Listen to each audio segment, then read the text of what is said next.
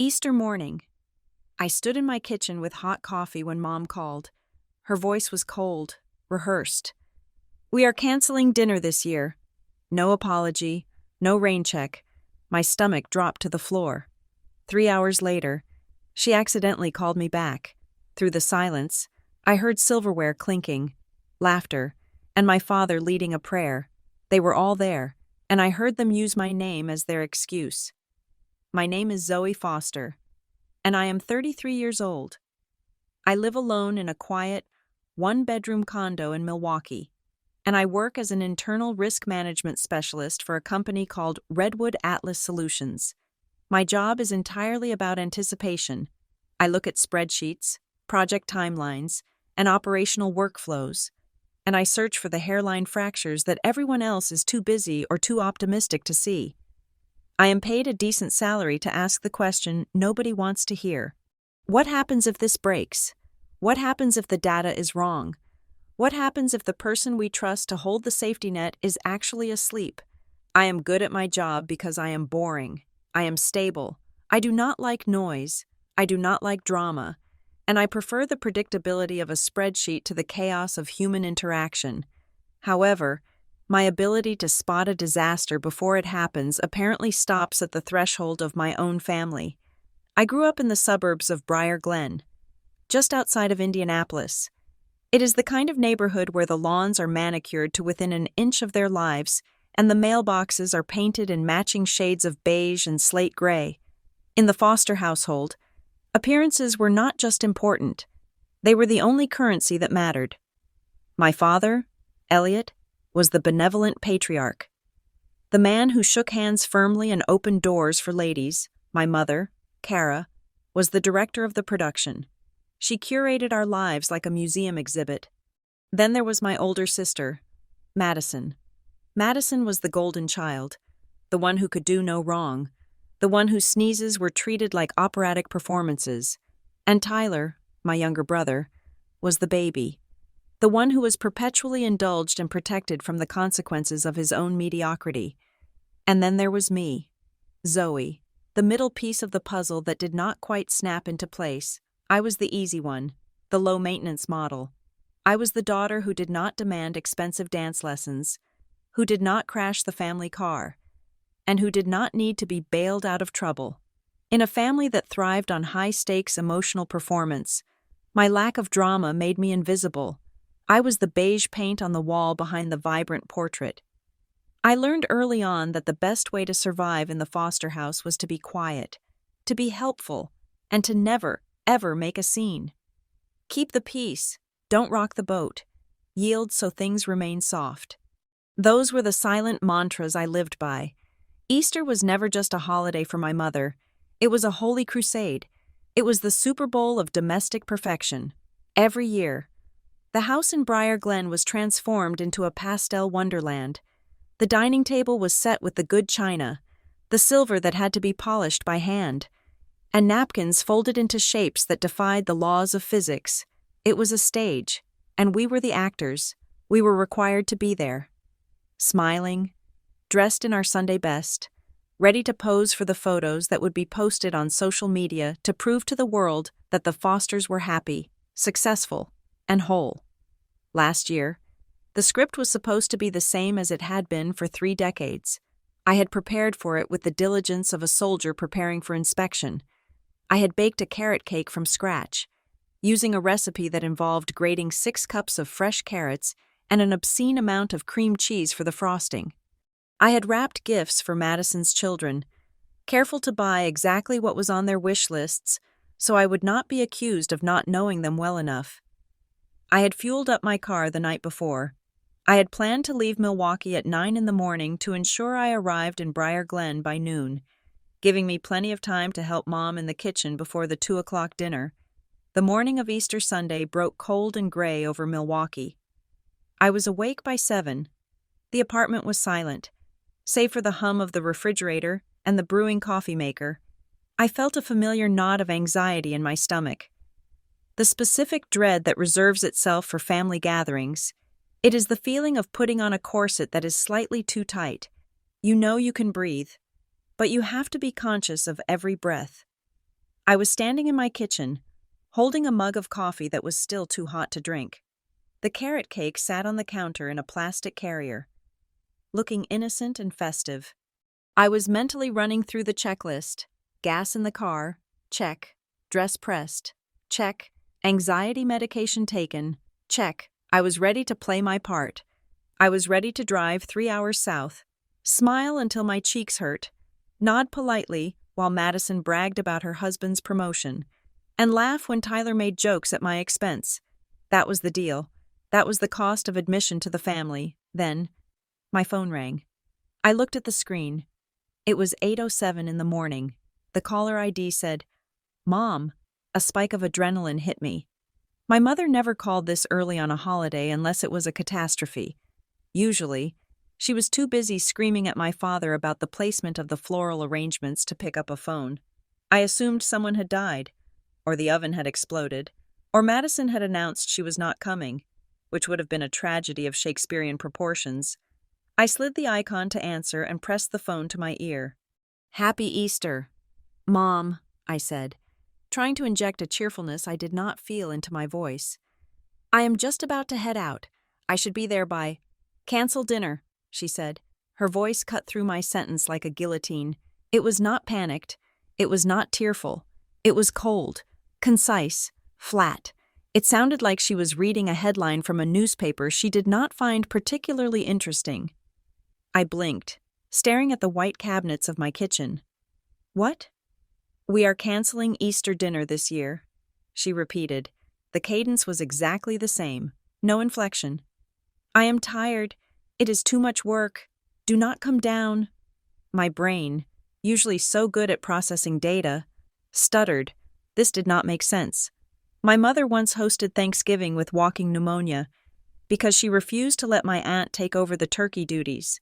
She lived for these dinners. She fed on the admiration of guests like a vampire feeds on blood. Canceling Easter morning, 4 hours before guests were due to arrive, was simply impossible. "Mom, are you okay?" I asked, gripping the phone tighter. "Is Dad okay? Did something happen?" "Everyone is fine," she said. Her tone was clipped, impatient. "I just told you, I am tired. I do not want to do it. Stay in Milwaukee. Enjoy your day off." "But I made the cake," I said, a stupid, reflexive protest. "I have the gifts for the kids. I can come down and help. If you are tired, I will cook. You do not have to do anything. I can be there in 3 hours." "No," she snapped. The word was sharp, like a door slamming shut. I said no. "Zoe, we are not doing it. Do not come. Goodbye." The line went dead. I stood there in the silence of my kitchen.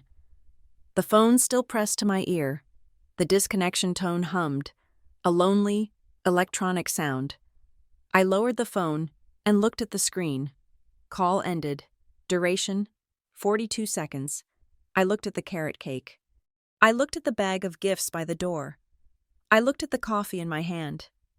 My stomach dropped. It was a physical sensation, like the sudden lurch of an elevator when the cable snaps. It was not disappointment. I knew disappointment. Disappointment was a slow leak. This was different. This was a sudden, violent shift in gravity. Something was wrong. My risk assessment brain kicked into high gear. I began to analyze the variables. Fact 1. My mother is a perfectionist who values social appearance above physical health. Fact 2. She had likely spent hundreds of dollars on food and decorations. Fact 3. She called me at 8:07 in the morning to cancel. Fact 4. She gave no specific reason other than fatigue, which was historically inconsistent with her character profile. If she were truly sick, she would have sounded weak. She would have wanted sympathy. She would have said, "Oh, Zoe, I am so sorry. I feel terrible. I have a migraine." She would have wanted me to beg to come take care of her. But she did not sound sick. She sounded managed. She sounded like a press secretary delivering a prepared statement to a reporter she wanted to get rid of. She sounded like she was covering something up. The silence in my apartment grew heavier. It pressed against my eardrums. Outside, The city of Milwaukee was waking up. I could hear a siren wailing in the distance, miles away. I walked over to the window and looked down at the empty street. Why would she lie? Maybe there was a family emergency they did not want me to know about. Maybe Tyler had gotten arrested again. Maybe Madison and her husband were having a massive fight and threatened to cause a scene. Maybe Dad had a heart attack and they were at the hospital and Mom was in shock. But if any of those things were true, why exclude me? I was the fixer. I was the one who handled the paperwork when Tyler got a DUI. I was the one who mediated when Madison had her meltdowns. I was the useful one. You do not cut the useful one out of a crisis. You bring them in to mop up the blood. Unless I was the problem, the thought crept in. Cold and insidious. Had I done something? I replayed our last few conversations. We had spoken briefly on Tuesday. She had asked about my job. I had told her it was fine. She had asked if I was seeing anyone. I had said no. She had sighed, the disappointed sigh she reserved for my singleness, and then talked for 20 minutes about the centerpiece she bought at Pier 1. It was a normal, superficial conversation. There had been no fight, no tension. I looked at the clock on the stove. 8:15. I could call Dad. I could call Madison. I could text Tyler. My thumb hovered over Madison's name in my contacts list. I could send a simple text. Hey, Mom just called and sounded weird. Is everything okay? But I didn't. I lowered my hand. I knew why I didn't. It was the training. It was 33 years of conditioning. In the foster family, asking questions was interpreted as an accusation. If I pushed, if I pried, I would be the one creating drama. If Mom said she was tired, and I called Madison to verify, I was calling Mom a liar. I would be the difficult one. I would be the one not respecting boundaries. Imda yen. Keep quiet to keep the peace. If she wanted to cancel, I had to let her cancel. If I showed up anyway, out of concern, I would be the intruder. I would be the burden. I took a sip of my coffee. It had gone lukewarm. It tasted bitter. I tried to rationalize it. Maybe she really was just burned out. Maybe age was finally catching up to her. Maybe she had looked at the 20-pound ham and the seating chart and just decided she could not face it. It was possible. People change. Maybe she just wanted a quiet day with Dad. But the feeling in my gut would not go away. It was a low-level hum of danger. The same feeling I got when I looked at a corporate merger document and saw that the projected earnings were just a little too perfect. It was the instinct that told me a number had been fudged, a variable had been omitted. I walked over to the counter and touched the plastic lid of the cake carrier. I had spent 4 hours grating carrots. My knuckles were still scraped from the grater. Okay, I said aloud to the empty room. My voice sounded small. Okay, no dinner. I decided to respect the lie. I would not call back. I would not drive down. I would stay here, in my quiet, safe condo, and I would eat carrot cake by myself.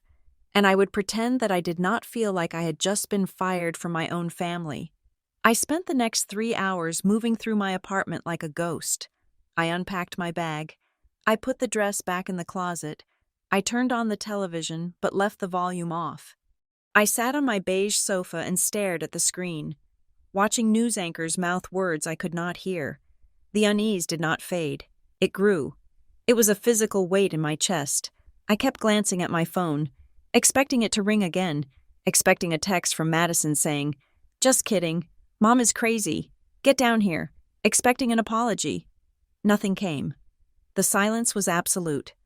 It was 11:23 in the morning when the phone finally buzzed again. I jumped. I had been staring at a spot on the rug, lost in a spiral of overthinking, and the sudden vibration against the coffee table sounded like a gunshot. I looked at the screen. Mom calling. Relief washed over me, hot and dizzying. See? I told myself. It was a mistake. She changed her mind. She is calling to say she feels better. She is calling to say, "Where are you, Zoe? You should be here by now." I picked up the phone. I was ready to forgive her.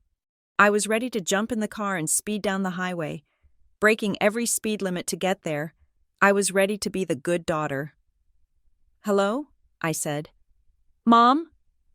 I waited for her voice. I waited for the command, but nobody spoke. Instead of my mother's voice, I heard a rustling sound. It sounded like fabric moving against a microphone. Then, a clatter, hard ceramic hitting wood. Then, the unmistakable sound of a chair being scraped across a hardwood floor. Mom? I said again, louder. Are you there? She did not answer, but the line was open. And then, I heard it. The background noise resolved itself into clarity. It was not the silence of a bedroom where a sick woman lay resting. It was a symphony of domestic activity.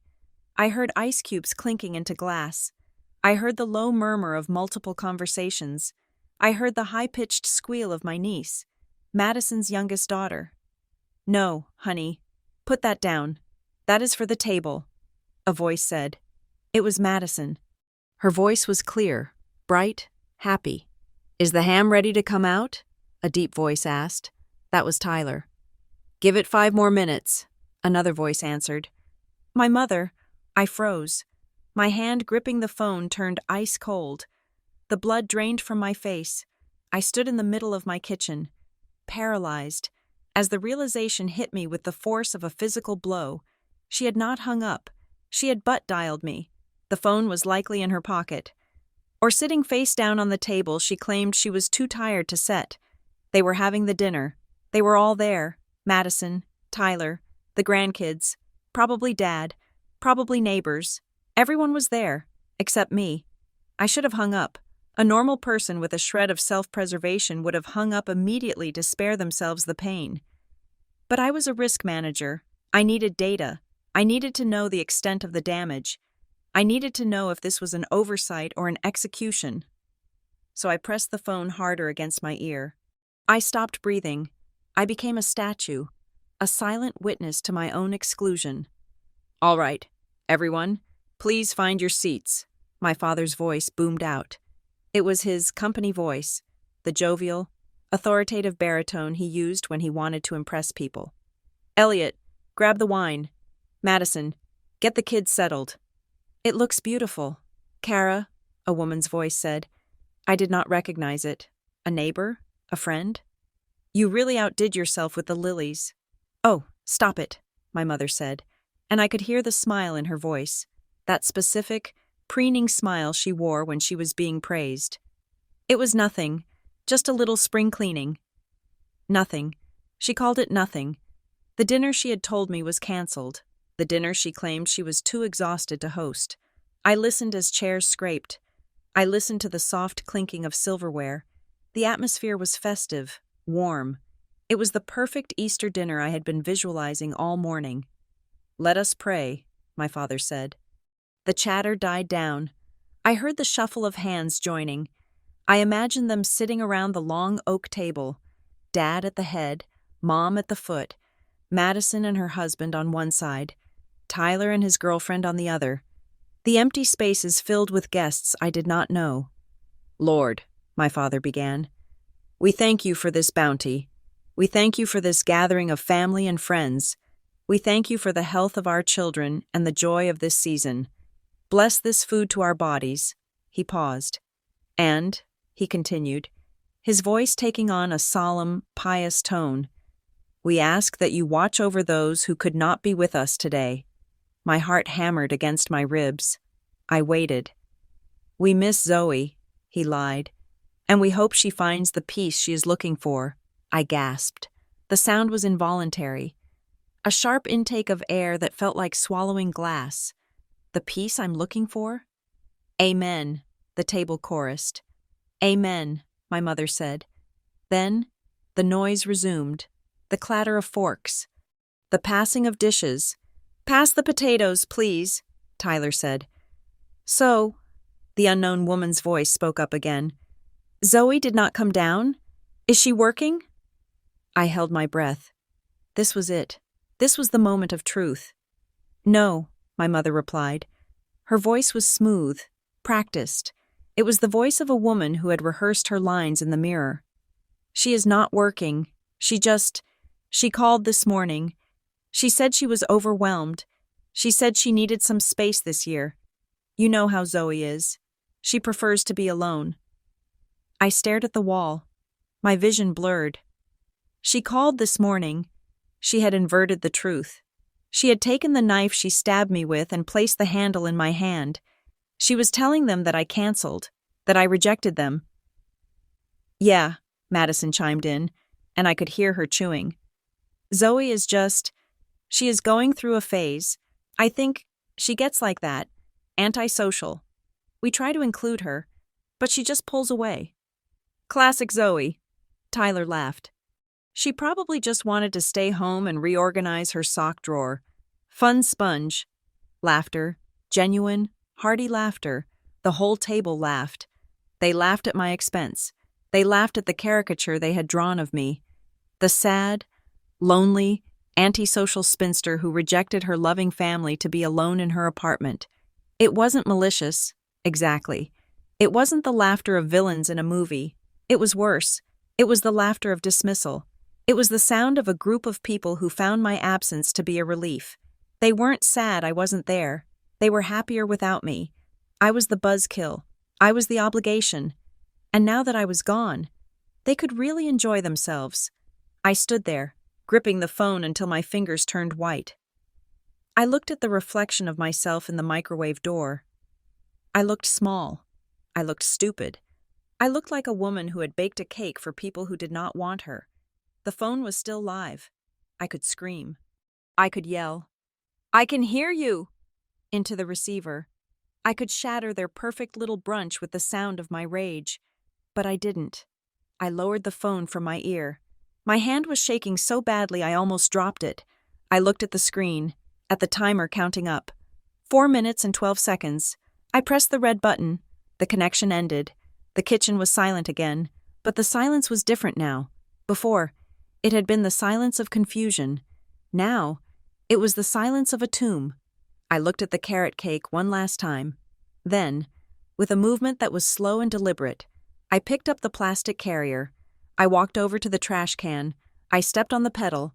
The lid opened. I dumped the cake, carrier and all, into the garbage. I did not cry. That was the strange part. I expected tears. I expected to collapse on the floor, but the tears did not come. Instead, I felt a cold, hard clarity settling over me. It started in my chest and spread to my limbs, numbing the pain, cauterizing the wound before it could bleed out. They had not just forgotten me. They had erased me, and then they had written a new story to cover the smudge marks. I walked into the living room and sat down on the sofa. I did not turn on the TV. I sat in the quiet, and I let the realization sink in. I was 33 years old, and I was an orphan. They were still alive, but my family was dead. The phone sat on the coffee table, black and silent. It was no longer a communication device. It was evidence, and for the first time in my life, I stopped thinking like a daughter, and I started thinking like a risk manager. If they were willing to lie about something this small, what else were they lying about? I closed my eyes, and I listened to the echo of their laughter in my head. I let it play on a loop. I memorized the pitch, the tone, the casual cruelty of it. I filed it away in the folder of my mind labeled Assets and Liabilities. Okay, I whispered to the empty room. Okay, the easy one was gone. They just didn't know it yet. The silence that rushed back into my apartment was deafening. It was heavier than before. It was not just an absence of noise. It was a presence. The silence had weight. It pressed against the windows. It filled the corners of the room. I lowered the phone and stared at the black screen. I felt a strange sensation in my chest, like something glass had just shattered. It was not a loud break. It was a quiet, structural failure. I looked at the reflection of my living room in the dark television screen. Everything looked the same. The beige sofa, the coffee table, the book on the floor. But everything was different. The world had shifted on its axis. 10 minutes ago, I was a confused daughter wondering why her mother was tired. Now, I was something else. I was a stranger. I was a topic of conversation. I was a prop in their play of the perfect family, utilized even in my absence to make them look patient and long-suffering. I walked to the window and looked out at the street below. A couple was walking a dog, laughing, holding hands, normal people, living normal lives. I looked at my reflection in the window glass. I touched my face. I looked the same, but I knew I was not. The Zoe who had woken up this morning, the Zoe who wanted to please, the Zoe who sought approval, she was dead.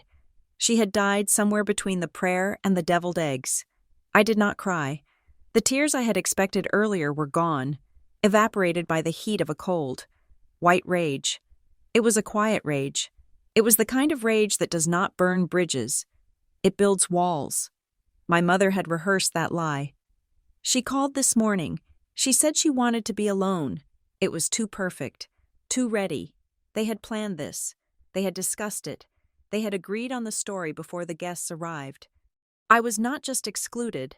I was managed. I was a risk they had mitigated. I turned away from the window. I walked into the kitchen and poured the rest of my cold coffee down the sink.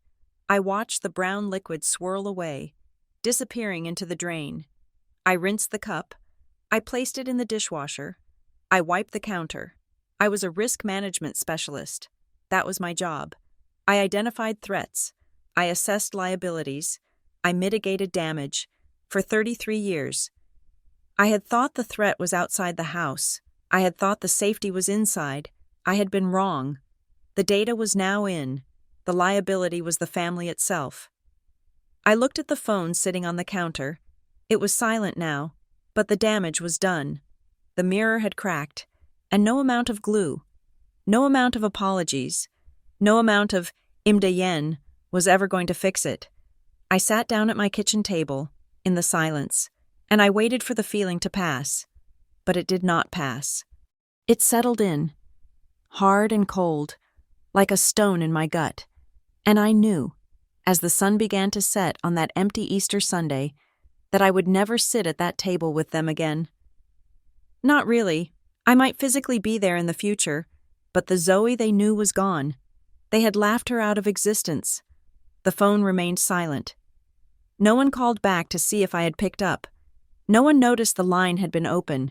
They were too busy passing the ham. They were too busy being a happy family. And I was finally, truly, alone. I did not call them back. I did not send a text message demanding an explanation. I did not throw the phone across the room or scream into the void of my empty apartment. I simply sat there. It was not an act of moral superiority. It was not because I was taking the high road or trying to be the bigger person. I stayed silent because I knew, with a terrifying certainty, that if I opened my mouth, I would not be able to close it again. I would shatter. If I tried to speak, I would vomit up 3 decades of swallowed grievances, and I would be the hysterical woman they already believed me to be.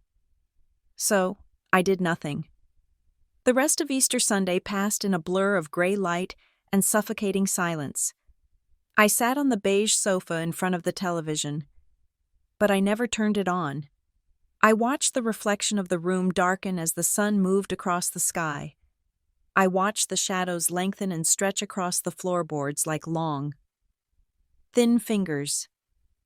Time did not feel like a sequence of hours and minutes. It felt like water slipping through my cupped hands, meaningless and impossible to hold. I should have been hungry. It was past 2 in the afternoon, and I had not eaten since breakfast. But the thought of food made my throat close up. I went to the kitchen once, opening the refrigerator door out of habit. The light spilled out, illuminating the empty shelf where the carrot cake had been. I stared at a carton of eggs and a jar of pickles. I closed the door. I ended up eating a slice of dry toast standing over the sink, chewing mechanically, swallowing just to keep my body functioning. I went to bed at 8 o'clock that night. I did not brush my teeth. I did not wash my face. I pulled the duvet over my head and lay in the dark, eyes wide open, listening to the hum of the city outside. I imagined them. I imagined the cleanup. My mother washing the crystal wine glasses by hand. My father putting the leftover ham in Tupperware. Madison buckling her kids into the car. Did they mention me again? Did my name come up as they were saying their goodbyes? Or had I served my purpose as the conversational appetizer and then been discarded along with the paper napkins? Sleep was thin and restless. I woke up on Monday morning with a headache that sat behind my eyes like a heavy stone. The apartment felt cold. At 8:30, as I was forcing myself to drink coffee before logging into my work laptop, my phone buzzed. I looked at it warily. It was a text message from Madison. "Hope your Easter was cozy." Red heart emoji. I stared at the screen. The word cozy seemed to vibrate with a sickly, artificial sweetness. Cozy. It was a word you used for a person wrapped in a blanket with a book and a cup of tea. It was a word that implied choice. It implied that I had curated a lovely, quiet little day for myself. It was a perfect, flawless sentence. If anyone looked at Madison's phone, they would see a caring sister reaching out.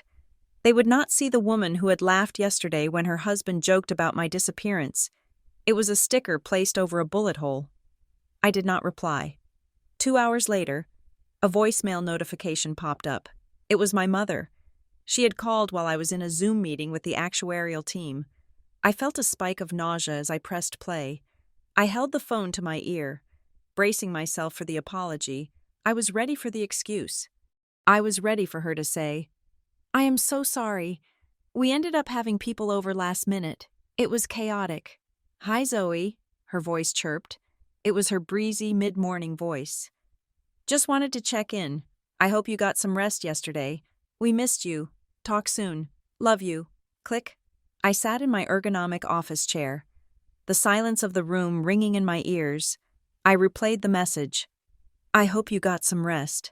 We missed you." There was no mention of the cancellation. There was no mention of the morning call where she claimed to be too tired to host. There was no mention of the lie. A cold realization settled over me, chilling my blood. They were not just forgetting me. They were rewriting the script. They were actively constructing a narrative where I was the one who had withdrawn. By framing it as me needing rest and them missing me, they absolved themselves of all guilt. In their version of reality, they were the benevolent family respecting the boundaries of their difficult, introverted daughter. I was being gaslit by my own mother's voicemail. If I confronted them now, if I called back and said, "You told me not to come," they would pivot. They would say I misunderstood. They would say, "Oh, Mom was just stressed in the morning, but then the neighbors stopped by and we threw something together. You should have just come down anyway if you wanted to." They would make it my fault. They would make my obedience to their command look like a lack of effort. I placed the phone face down on my desk. I looked at my spreadsheet. Rows and columns of numbers, predictable, logical. If a number was wrong, you fixed it. You did not pretend it was a different number. You did not send the number a text message with a heart emoji. I decided to wait. I told myself I was gathering data. That was the risk manager in me. You do not make a move based on a single anomaly. You look for a trend. I wanted to see if anyone would crack. I wanted to see if anyone would send a real message. A message that acknowledged the weirdness of the situation. A message from my dad saying, "Zoe, I am sorry about the confusion." A text from Tyler saying, "Hey, that was weird yesterday." So I waited. Monday passed. Tuesday passed. I went to work. I sat in meetings. I nodded at colleagues. I typed emails. I performed the pantomime of a functioning adult. But inside, I was hollowed out. I felt like I was walking around with a glass wall separating me from the rest of the world. Wednesday came. Usually, by Wednesday, I would have texted the family group chat. The chat was named Foster Fan Club, a name Madison had chosen 5 years ago. It was the digital pulse of our family. It was where Madison posted videos of the kids learning to ride bikes. It was where Tyler posted memes he thought were funny. It was where Mom posted pictures of her garden. I was always the responder. I was the audience. I was the one who reacted with hearts and thumbs up, and so cute. I was the one who asked follow-up questions. How is the piano lesson going? Did the tomatoes ripen yet? I was the grease in the gears of the family machine. I kept things moving. I kept everyone feeling validated. I decided to stop. I called it the silence experiment. I would not post. I would not react. I would not initiate. I would simply exist in the vacuum they had created and see how long it took for them to notice the air was gone. Wednesday afternoon. My phone buzzed. A notification from Foster Fan Club. Madison had sent a photo. It was a picture of her daughter, Sophie, holding a spelling bee trophy. First place. So proud of our smart girl. Normally, I would have replied within 5 minutes. Way to go. Sophie, Aunt Zoe is so proud. I looked at the photo. I looked at the smiling child. I felt a pang of guilt. Sophie had done nothing wrong, but Sophie was part of the ecosystem that was suffocating me. I did not reply. 10 minutes later, Mom replied, "My genius granddaughter. Love you." 20 minutes later, Dad replied, "Good job, kiddo." 30 minutes later, Tyler replied, "Nerd alert. Just kidding. Good job." I watched the messages roll in. I watched the timestamps. I waited for someone to tag me. I waited for someone to say, "Zoe, look at this." Nobody did. The conversation moved on. Mom asked Madison about dinner plans. Madison sent a picture of a casserole. I was invisible. My silence was not a protest to them. It was the status quo. They did not notice I wasn't clapping because they never really cared if I clapped.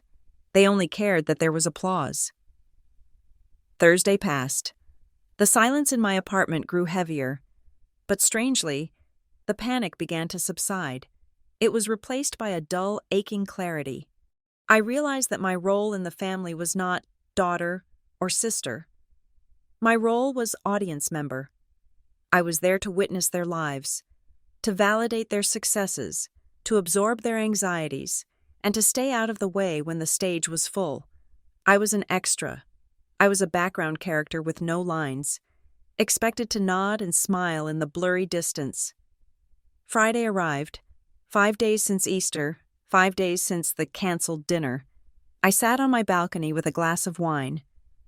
Looking out at the Milwaukee skyline, the city lights were blurring in the mist. I checked my phone one last time. No missed calls, no personal texts, just the group chat. Churning along without me, Madison was complaining about her husband's work schedule. Mom was suggesting a weekend trip to the lake house. "Family cabin," Mom texted. "We need to go up next month to open it up for the season. We need all hands on deck to clean the deck." "I am in," Madison texted. "I can come for the weekend," Tyler texted. "Elliot is free," Dad texted from his own phone. Sitting presumably 10 feet away from Mom, no one asked if Zoe was free. No one asked if Zoe was coming. It was not an oversight. It was an assumption. The assumption was that Zoe was optional. If I showed up, fine. I would be handed a broom and told to sweep the deck. If I did not show up, fine. They would do it themselves and then complain about how hard they worked. My absence created no void. That was the hardest pill to swallow. It was a jagged, bitter thing that got stuck in my throat. We are taught that family is a bond that cannot be broken. We are taught that even if they are dysfunctional, they need you, that you are essential to the fabric of the unit. But I looked at the screen, scrolling through the plans they were making without me, and I saw the truth. I was not essential. I was decorative. I was a convenience. I put the phone down on the metal table. The glass of the screen clicked against the metal. I took a sip of wine. It tasted sour. For 33 years, I had been trying to earn my seat at the table. I had been the good girl, the quiet girl, the one who made the carrot cake and drove 3 hours and never caused a scene. I thought that if I was good enough, if I was low maintenance enough, they would finally love me the way they loved Madison. But you cannot earn love from people who only see you as a utility. You can only earn usage. The sun had gone down completely now. The air was cold. I wrapped my cardigan tighter around myself. I was alone. But for the first time in a week, the aloneness did not feel like a punishment. It felt like a fact. It was a cold, hard, neutral fact, like the balance on a bank statement. They had fired me from the family on Sunday. But I had been working for free for decades. I picked up the phone again. I went to the group chat settings. My thumb hovered over the Leave Conversation button. I did not press it. Not yet. That would be dramatic. That would be making a scene. Instead, I went to the notification settings. I toggled Mute Conversation to Always. The buzzing stopped. I looked at the silence in my hand. "Okay," I said to the darkness. Message received. If my presence was optional, then my absence would be permanent. I would not block them. I would not fight them. I would simply stop offering myself up to be consumed. I finished my wine. I stood up and walked back into my apartment. I locked the balcony door. The heavy, crushing weight on my chest had shifted. It was no longer a sharp pain. It was a dull, heavy armor. They wanted me to be invisible? Fine, I would be invisible, but they were about to learn the difference between a ghost and a spectator who has left the theater. I went to the bathroom and looked in the mirror. My eyes were tired, but they were dry. I washed my face. I brushed my teeth. I put on my night cream. I was Zoe Foster. I was a risk management specialist, and I had just identified a toxic asset that needed to be liquidated. I went to bed, and for the first time since Sunday, I slept without dreaming of them. It took exactly 31 days for the silence to become loud enough for them to hear it. For a month. I had existed in a state of suspended animation. I went to work, I bought groceries, I paid my bills, but digitally, I was a ghost. I had not liked a single photo of my nieces. I had not commented on my mother's garden updates. I had not responded to the 3 generic memes Tyler had sent to the group chat. I had simply ceased to provide the feedback loop they required to feel good about themselves. I knew they would break eventually. The foster family ecosystem relies on participation. It relies on everyone playing their assigned role to keep the machinery of denial running smooth. Without me there to play the role of the quiet, supportive listener, the balance was off. They needed me to come back. Not because they missed me, but because my empty seat was starting to look like an accusation. It was a Tuesday evening. I was washing dishes, scrubbing a plate with a little more force than necessary, when my phone rang. I dried my hands and looked at the screen. Madison. I let it ring 3 times. In the past, I would have picked up on the first ring, terrified of missing an emergency or displeasing her. Now, I watched the name flash and considered the variables.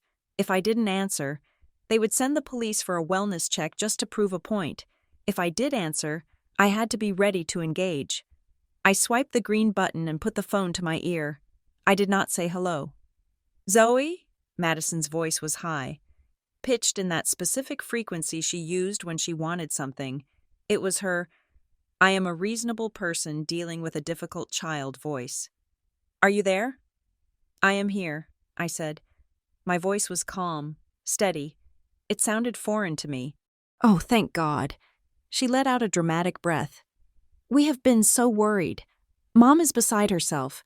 Zoe, she thinks you are mad at her. Are you mad at Mom?" The question was a trap. It was designed to bypass the actual issue and jump straight to my emotional reaction. If I said yes, I was the aggressor. If I said no, I was required to apologize for my silence. "Why would I be mad?" I asked. I wanted to see how far she would go.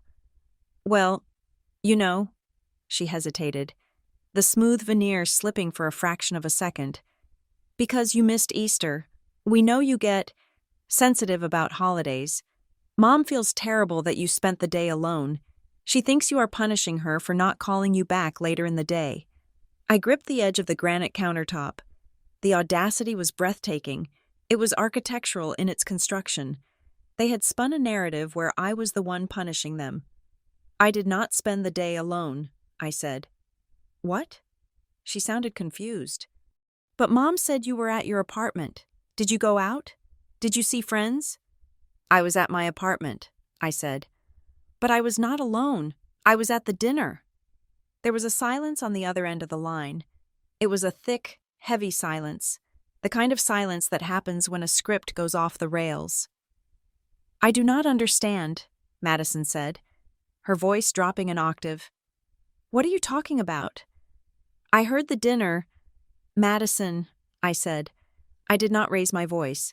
I spoke with the clinical detachment of a risk manager presenting a loss report.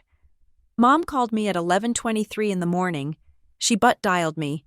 The line was open for 4 minutes and 14 seconds. The silence stretched.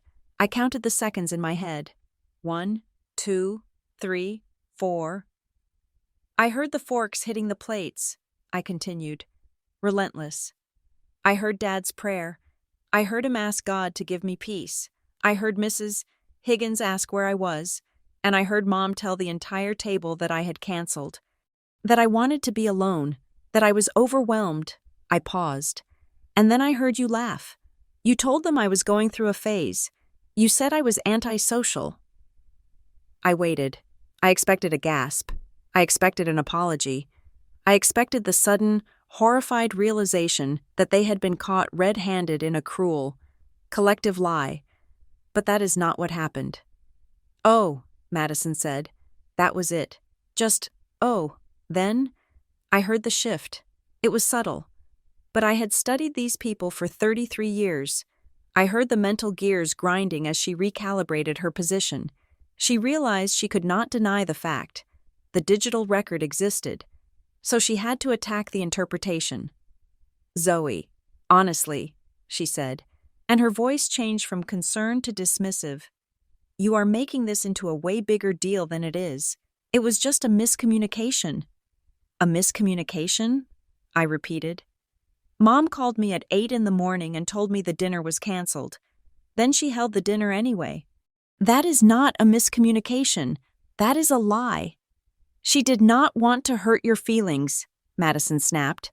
The sweetness was gone now, replaced by the sharp, impatient tone she used when her kids wouldn't put their shoes on.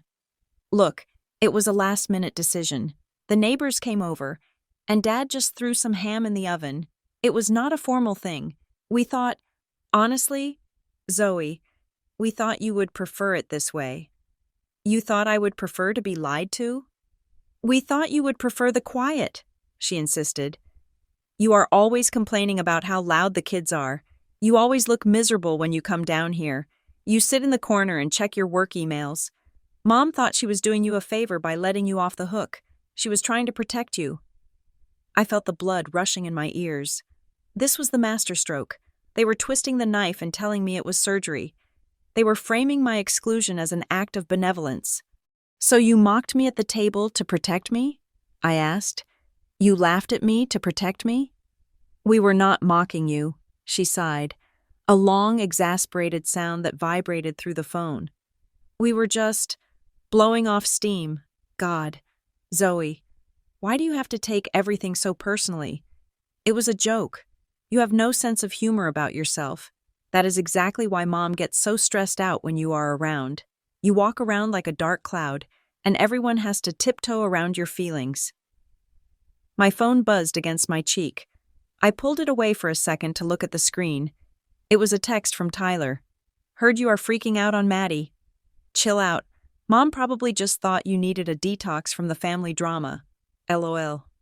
I stared at the screen. Detox? Freaking out. They were coordinating. Madison was on the phone, and she was texting Tyler at the same time. They were closing ranks. The narrative was already being solidified. Zoe is having an episode. Zoe is being irrational. Zoe is attacking us because of a simple misunderstanding. "I am not a dark cloud," I said into the phone, bringing it back to my ear. "I am your sister, and I was ready to drive 3 hours to see you. I baked a cake. Madison." "Okay. Well, next time just come down then," she shouted. "I do not know what you want me to say." "Zoe, do you want me to beg? Do you want me to say we are terrible people? We are a family, we make mistakes. But you holding on to this for a month? That is not healthy. That is obsessive." A notification popped up at the top of my screen. An email. Sender: Elliot Foster. Subject: Moving forward. CC: Kara Foster, Madison Foster, Tyler Foster. I put Madison on speakerphone so I could open the email. "Dear kids, I am hearing that there is some tension regarding Easter. I want to put a stop to this immediately. We are a family that loves each other. Sometimes wires get crossed. Mom was trying to do what was best for everyone's stress levels. Let us focus on the positive things we have and not dwell on minor slights. Life is too short for grudges. Let us all take a breath and move on. No more drama. Please, love, Dad." I read the words, minor slights, And no more drama, my father, the man who had prayed for my peace while eating the ham I was uninvited from, was now ordering me to shut up. He was not addressing the lie. He was addressing the inconvenience of my reaction to the lie. He was effectively issuing a corporate memo to his children to suppress dissent. I felt a coldness spread through my chest. It was not the cold of sadness. It was the cold of absolute clarity. They did not care that they had hurt me. They only cared that I was making them feel uncomfortable about it. They were not denying the reality of what happened. They were denying my right to have feelings about it. "Did you read Dad's email?" Madison asked. Her voice was smug now. She knew she had backup. "He is right, Zoe. You need to let this go." "It is getting weird." "Weird," I said. "Yes, weird. You ignoring the group chat? You acting like a martyr? It is exhausting. Just say you are sorry for scaring Mom, and let's go back to normal." "Say I am sorry?" The words hung in the air between us. "Yes," she said, "for making her feel like a bad mother over a butt dial." Something snapped. It was not a violent snap. It was the sound of a tether finally breaking under too much tension. For 33 years, I had listened. I had let them talk over me. I had let them interrupt me. I had let them tell me how I felt and who I was. "No," I said. "What?" "No," I said again. My voice was louder this time, sharper. "I am not going to apologize, and I am not going to let you rewrite this. Zoe, do not start. I am talking, Madison." I cut her off. The silence on the other end was stunned. I had never interrupted Madison in my life. I was the listener. I was the audience. The audience does not interrupt the star. "I am not mad because you ate dinner," I said, my voice shaking slightly, not with tears, but with the adrenaline of finally standing up. "I do not care about the ham. I do not care about the table settings. I am mad because you looked me in the eye, metaphorically, and you lied to me. You made a conscious decision to exclude me, and then you made a conscious decision to lie about it to make yourselves look better." "We did not." "You did," I plowed on. "I heard you. I have the data. Madison, I heard the tone of your voice. You were relieved I was not there. And you know what? That is fine. If you do not want me there, that is your choice. But do not dare call me and tell me it was for my benefit. Do not dare tell me I am the one creating drama because I refuse to be gaslit by my own family. You are being hysterical," she spat out. The word came out like a weapon. "This is exactly why we did not want you there." The truth, finally, it hung in the air, vibrating. "Thank you," I said softly. "What?" She sounded derailed. "Thank you for finally telling the truth," I said. "That is all I wanted. I did not mean—" She started to backtrack, realizing she had said the quiet part out loud. "You did?" I said. "And it is noted? Zoe, wait. Do not hang up. We need to fix this. Dad said no more drama," I said. "I agree. I am done with the drama." I pulled the phone away from my ear. I looked at her name on the screen. "Zoe," she was yelling now. "Zoe, if you hang up on me, do not expect—" I pressed the red button. The silence returned. But this time, it was not the suffocating silence of a victim. It was the silence of a judge who has just passed a sentence. I looked at the phone, then I looked at the email from my father, then I looked at the text from Tyler. They had circled the wagons. They had coordinated their stories. They had deployed every tactic in the toxic family handbook: minimize, deny, blame the victim. Demand silence in the name of peace. They wanted me to be the easy one. They wanted me to swallow the lie, apologize for the lump in my throat, and come back to the table smiling so they could feel like good people. They wanted the accessory back. They wanted the prop that made them look like a whole. Happy family. I sat down on my sofa. My hands were trembling, but my mind was ice cold. I thought about Dr. Marin Holt, a therapist I had looked up online but never called. I thought about the condo fees I paid every month. I thought about my job, where I was respected. where facts mattered, where lies were called fraud. They called me dramatic. They called me sensitive. They called me a dark cloud. Fine. If they thought I was a dark cloud, they had no idea what a storm looked like. I picked up my phone again. I did not text them back. I did not reply to the email. Instead, I opened my banking app. I looked at the automatic transfer I had set up years ago, a monthly deposit into a joint account I shared with my mother. Just in case, she needed help with groceries or house repairs. It wasn't a huge amount, $200 a month, but over 10 years, it was $24,000. I canceled the recurring transfer. Then, I opened the group chat. I did not leave it. That would be too visible. Instead, I went to the media settings and turned off Save to Camera Roll. I stopped the automatic download of their lives into mine. I was done arguing. You cannot argue with people who invent their own reality. You cannot win a trial where the judge and jury are the defendants. I stood up and walked to the window. The city was bright and alive. Im de yen, I whispered to myself. Nuong de em. The old mantras tasted like ash in my mouth. No, I said aloud. Not anymore. I was not going to play the game anymore. I was going to change the game entirely. I walked into my bedroom and opened my closet. I pulled out a box from the top shelf. It contained old photos, birthday cards, and letters. I sat on the floor and sifted through them. I found a birthday card from last year. To our sweet Zoe, we love you so much. Love, Mom and Dad.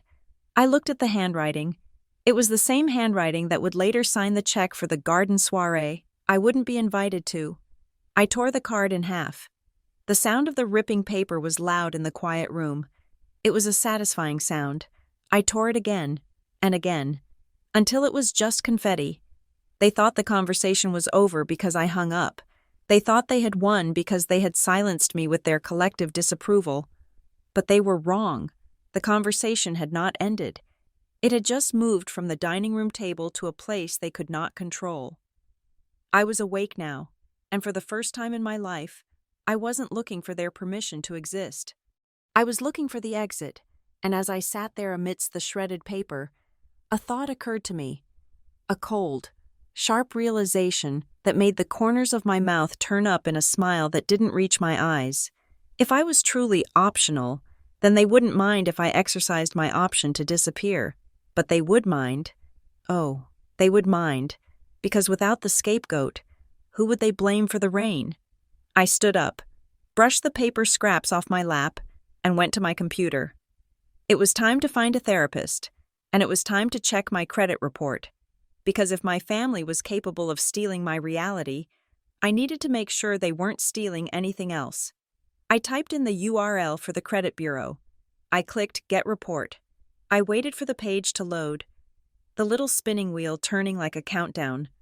I didn't know it yet, but that mouse click was the first shot in a war they didn't even know had started. My birthday arrived on a Tuesday, 6 weeks after the Easter incident. In previous years, the foster family birthday protocol was a calibrated performance. My mother would post a collage of photos on Facebook at 7 in the morning, usually unflattering pictures of me as a toddler where she looked young and radiant, captioned with hashtags like blessed and girl mom.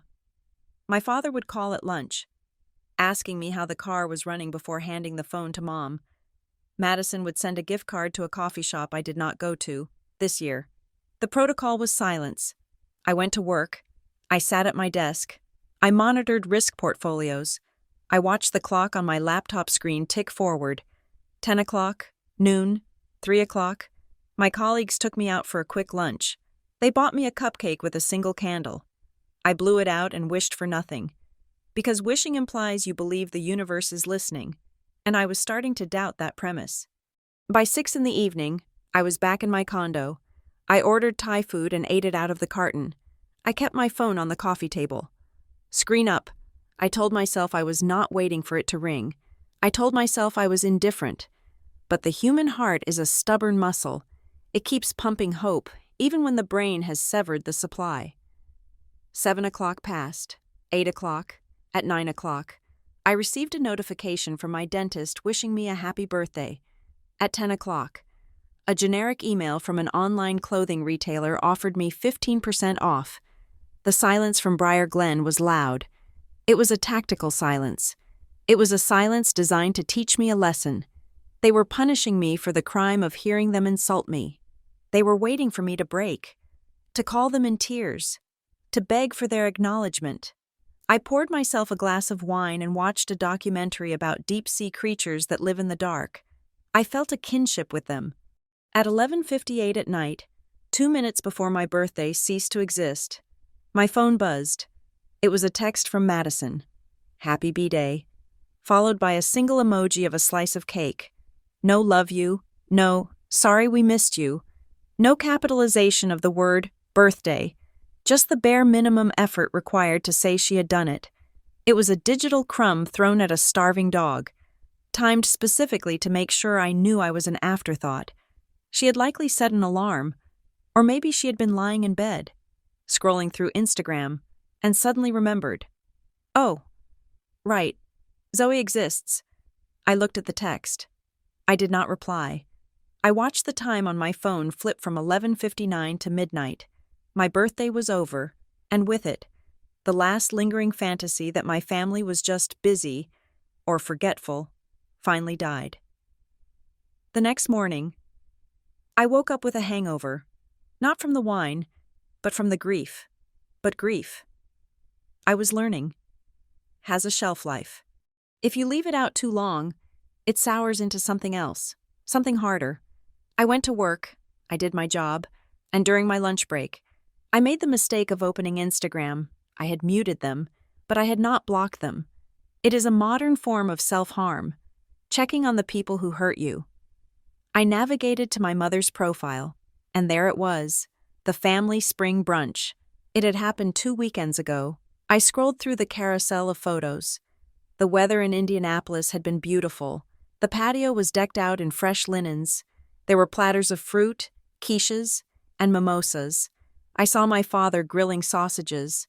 I saw Madison laughing with a glass of champagne. I saw Tyler wearing a polo shirt I had bought him for Christmas 2 years ago. But it was the third photo that stopped my breath. It was a close-up of the table setting. My mother loved to assign seats. She used little chalkboard easels with names written in her swirling calligraphy. I zoomed in. There was a seat for Madison, a seat for Tyler, a seat for Pastor Dan, a man I barely knew.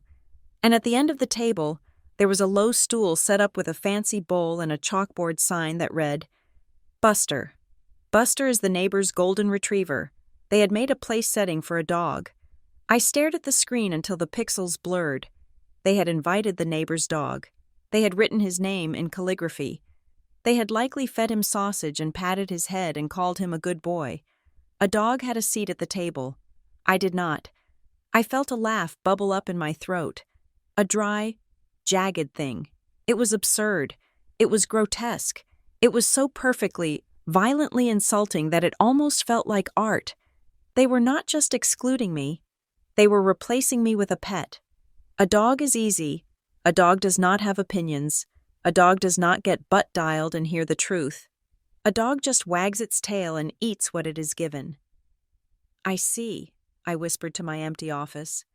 I see exactly where I rank. I closed the app. I felt a strange sensation in my chest. The heavy, crushing weight of sadness was lifting, replaced by a cold, metallic numbness. It was the feeling of scar tissue forming, but the blows kept coming. 2 weeks later, on a humid Tuesday in June, I was tagged in a photo on Facebook. It was not by a family member. It was by a girl named Sarah, someone I had gone to high school with, someone who was friends with Tyler's girlfriend, Jessica. The caption read, "So beautiful to witness this love. Congrats to the happy couple. Just married, intimate wedding." I clicked the photo. It was Tyler. He was standing under a floral arch in what looked like a botanical garden. He was wearing a navy suit with a boutonniere. Jessica was wearing a white dress, holding a bouquet of peonies. They were kissing. My little brother got married. I swiped to the next photo. It was a group shot. My parents were there. Dad was beaming, holding a glass of scotch. Mom was crying, dabbing her eyes with a lace handkerchief. Madison was there, wearing a bridesmaid dress, holding Jessica's train. It was a small wedding, maybe 20 people, but it was not an elopement. It was a planned, catered, formal event. There was a photographer, there was a cake, there were guests. I was not one of them. I sat on my living room floor, phone in hand, and I felt the room spin.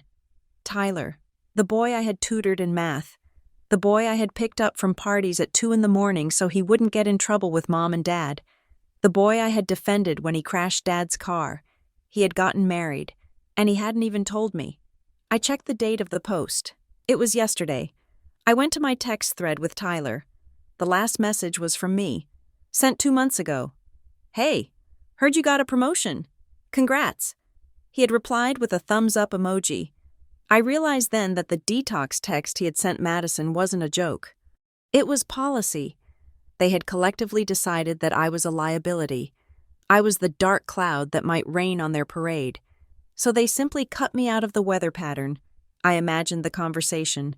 Should we invite Zoe? No. She will make it weird. She is still mad about Easter. Let us just do it without her. We will tell her later. We will say it was spur of the moment, but the photos proved it wasn't spur of the moment. You do not get a custom 3-tier cake on the spur of the moment.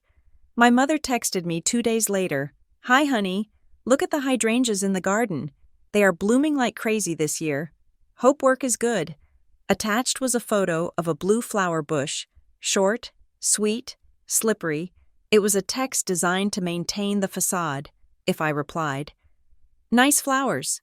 The contract was signed. We would pretend everything was normal. We would pretend Tyler wasn't married. We would pretend I wasn't an outcast.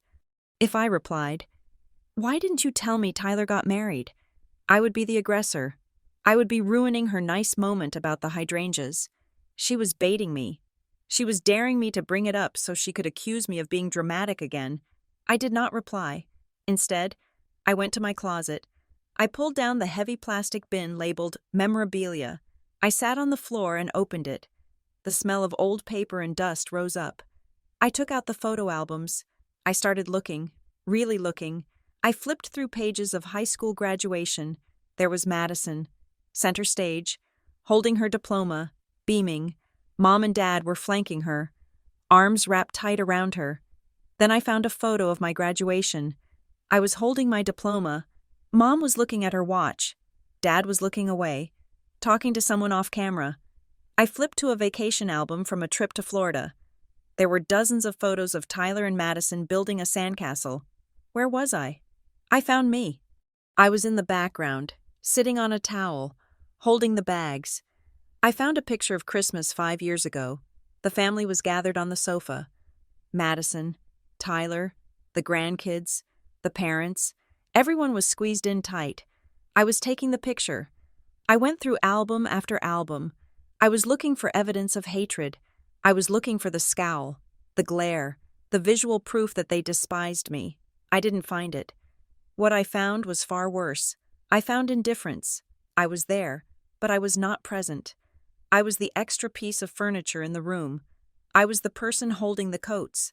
I was the person driving the car. I was the person taking the photo. They didn't hate me. Hatred requires passion. Hatred requires you to think about the person. They just didn't need me. I was the easy one, because I required zero investment. I was the low-maintenance appliance that you only notice when it stops working. And now that I had stopped working, now that I had stopped playing the role of the silent, agreeable observer, they had simply replaced me. They got a dog to sit at the table. They got guests to fill the wedding pews. I was redundant. I closed the album. I felt a tear slide down my cheek. But it was cold. I walked to my laptop. I opened a blank document.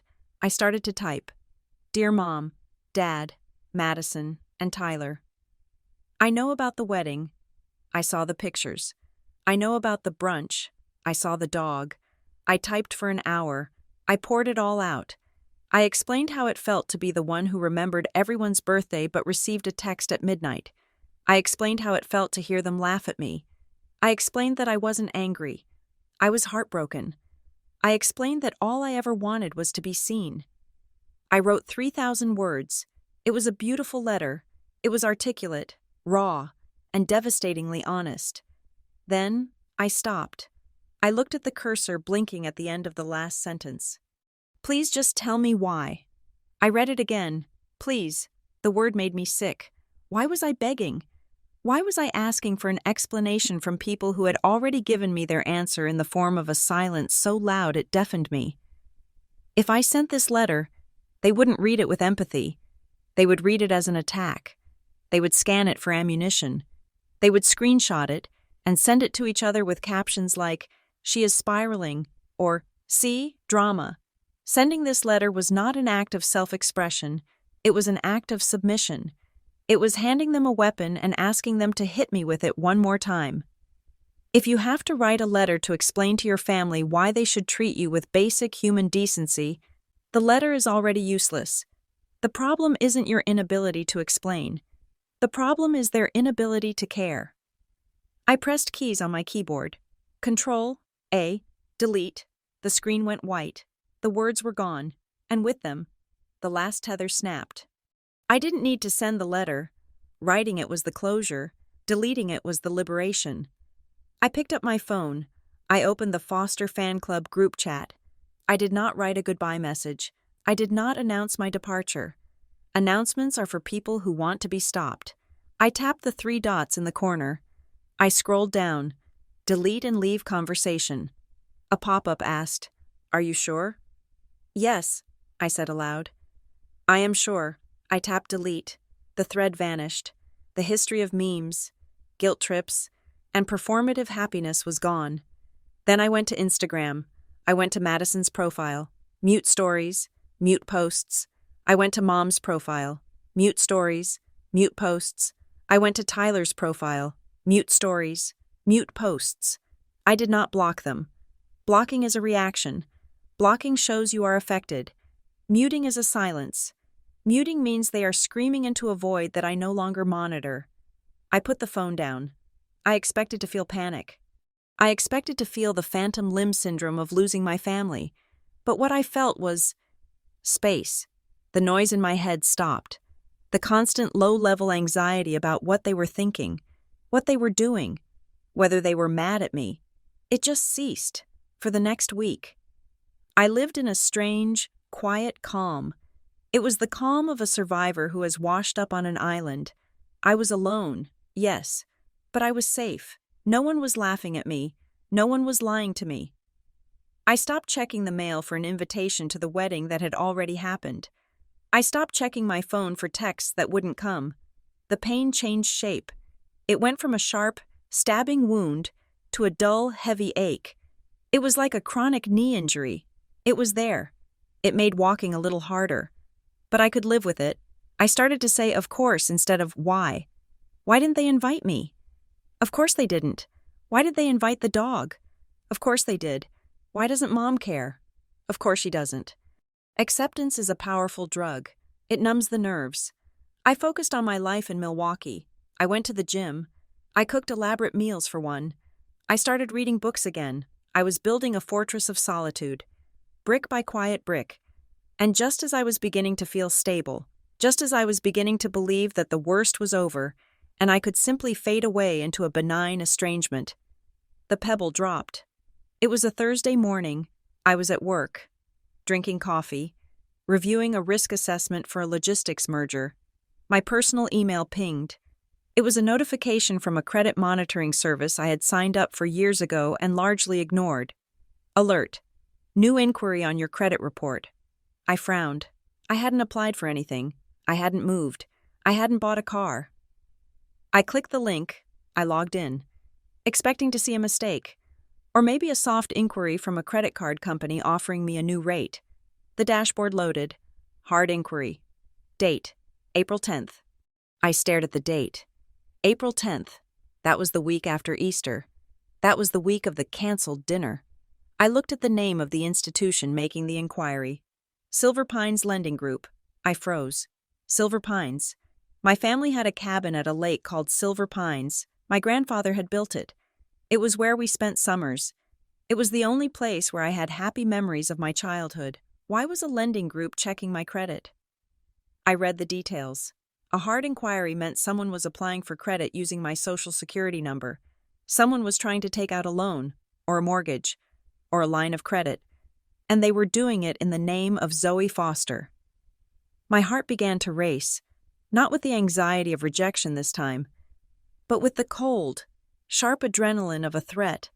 I looked at the date again, April 10th, right when they were gaslighting me, right when Madison was telling me I was antisocial, right when Mom was telling the neighbors I wanted to be alone. While they were pushing me out of the family with one hand, someone was reaching into my financial identity with the other. This wasn't emotional negligence anymore. This wasn't just about a seat at the table or a wedding invitation. This was a transaction. I sat back in my chair. The office noise faded away. The spreadsheets on my screen blurred. I thought I had been dealing with a family drama. I thought I was in a story about unrequited love and parental narcissism. But as I stared at the words, Silver Pines Lending Group, I realized I was wrong. I wasn't just an unwanted daughter, I was a mark. I did not panic. Panic is a reaction to the unknown, a flailing of limbs when the lights go out. But I knew exactly what I was looking at. I was looking at a hard inquiry on my credit report from a lender I had not contacted, dated mere days after my mother had told me to stay away from the family table. I did not call the bank. I did not call my parents to scream. How dare you? I did not call Madison to ask if she knew about this. I sat in my ergonomic office chair, and I let my training take over. In risk management, when you identify a breach, you do not ask the hacker why they did it. You do not send them an email asking for an apology. You close the port, you build a firewall, you lock the system down. I opened 3 new tabs on my browser, one for Equifax, one for Experian, one for TransUnion. My fingers flew across the keyboard. I was not a daughter in that moment. I was a machine. I entered my social security number. I answered the security questions. What was the make of my first car? A Honda. What street did I live on in 2015? Maple Avenue. I initiated a total security freeze on all 3 bureaus. Click, frozen. Click, frozen. Click, frozen. It took less than 15 minutes. In 15 minutes, I had turned my financial identity into a fortress that no one, not even a person sharing my last name, could breach. If they tried to run my credit again, they would hit a wall. If they tried to sign a mortgage document with my forged signature, the bank would get a locked notification. I sat back. My heart rate had not even elevated. I printed the confirmation pages. I punched holes in them. I placed them in a black binder. This was not a tantrum. This was a perimeter. 2 days later, I sat on a velvet armchair in an office that smelled of sandalwood and old books. Doctor, Maren Holt was not the kind of therapist who offered you a tissue the moment you walked in. She was a woman in her 50s with sharp, intelligent eyes and a posture that suggested she did not suffer fools. I had spent the first session giving her the executive summary, the Easter dinner, the butt dial, the detox narrative, the wedding I missed, the credit inquiry. I stopped talking and waited for her to tell me that families are complicated, that I should try to see their perspective, that forgiveness is a gift we give ourselves. Doctor? Holt looked at me over the rim of her glasses. She did not smile. So, she said, her voice dry, you are the family stabilizer. And now that you have stopped stabilizing, the structure is wobbling, and they are trying to drag you back to the foundation so they can stand on your head. I blinked. Yes, that sounds accurate. I am not going to tell you to forgive them, she said, leaning forward. Forgiveness is a conclusion. You are still at the crime scene. You do not forgive the burglar while he is still in your living room holding your television. I felt a tightness in my chest loosen. A knot I hadn't realized was there. What do you want, Zoe? She asked. Not what do you think is moral. Not what would make your mother happy. What is the result you want? I thought about it. I looked at the dust motes dancing in the sunlight of her window. I want to stop waiting, I said. I want to stop waiting for the apology. I want to stop waiting for them to change. I want to stop feeling like my life is on hold until they give me permission to live it. Good, Doctor, Holt said. Then we build a life that does not require their permission. And that is exactly what I did. The first step was physical. My apartment held too many ghosts. It was the place where I had baked the carrot cake. It was the place where I had stood in the kitchen and listened to them laugh at me. Every corner of that living room was stained with the memory of that 4-minute phone call. I had been saving for a down payment for 5 years. I had always imagined I would buy a house with a guest room, a place where Madison could bring the kids, where Mom and Dad could stay if they visited. I scrapped that plan. I found a condo in a converted warehouse district. It was small, 900 square feet. It had exposed brick walls, high ceilings, and huge industrial windows. It had one bedroom, just one. There was no guest room. There was no pull-out couch. It was a space designed for a population of 1. I bought it. I signed the papers with my own hand. Using the money I had earned, I did not ask my father for advice on the interest rate. I did not send my mother a link to the Zillow listing.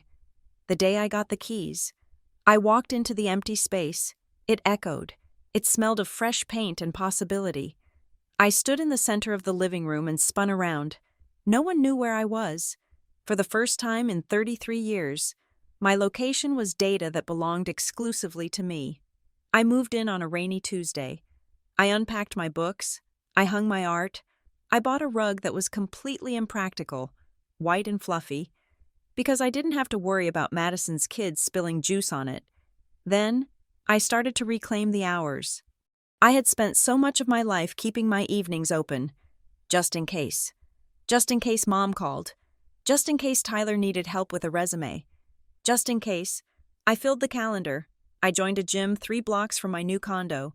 I was not an athlete, but I found a strange solace in lifting weights. There was something honest about a deadlift. The bar weighed 130 pounds. It did not lie. It did not gaslight you. If you could lift it, you could lift it.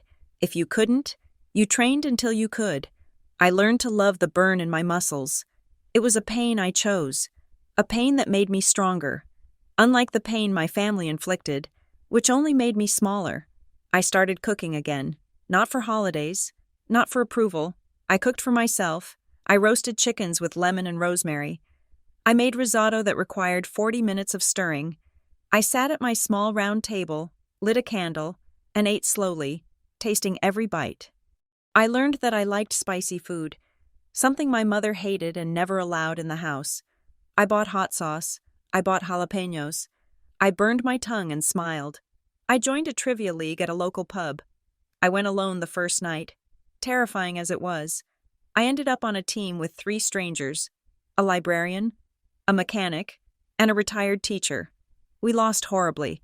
We came in last place. And we laughed. We laughed so hard my stomach hurt. We laughed because we didn't know the capital of Uzbekistan. We laughed because we confused Star Wars with Star Trek. It was a revelation. In the Foster family, failure was a moral failing. If you didn't win, you were criticized. If you made a mistake, it was brought up at Thanksgiving for the next decade. But here, among these strangers, failure was just funny. It was harmless. "See you next week, Zoe?" the mechanic asked, as we were leaving. "Yes," I said. "I will study up on geography." I walked home that night in the cool air, feeling lighter than I had in years. At work, the shift was subtle but profound. I had always been the quiet worker bee, the one who did the heavy lifting while others presented the slides. But now, with the noise of my family muted, I had more bandwidth. My brain was no longer running a background program of anxiety.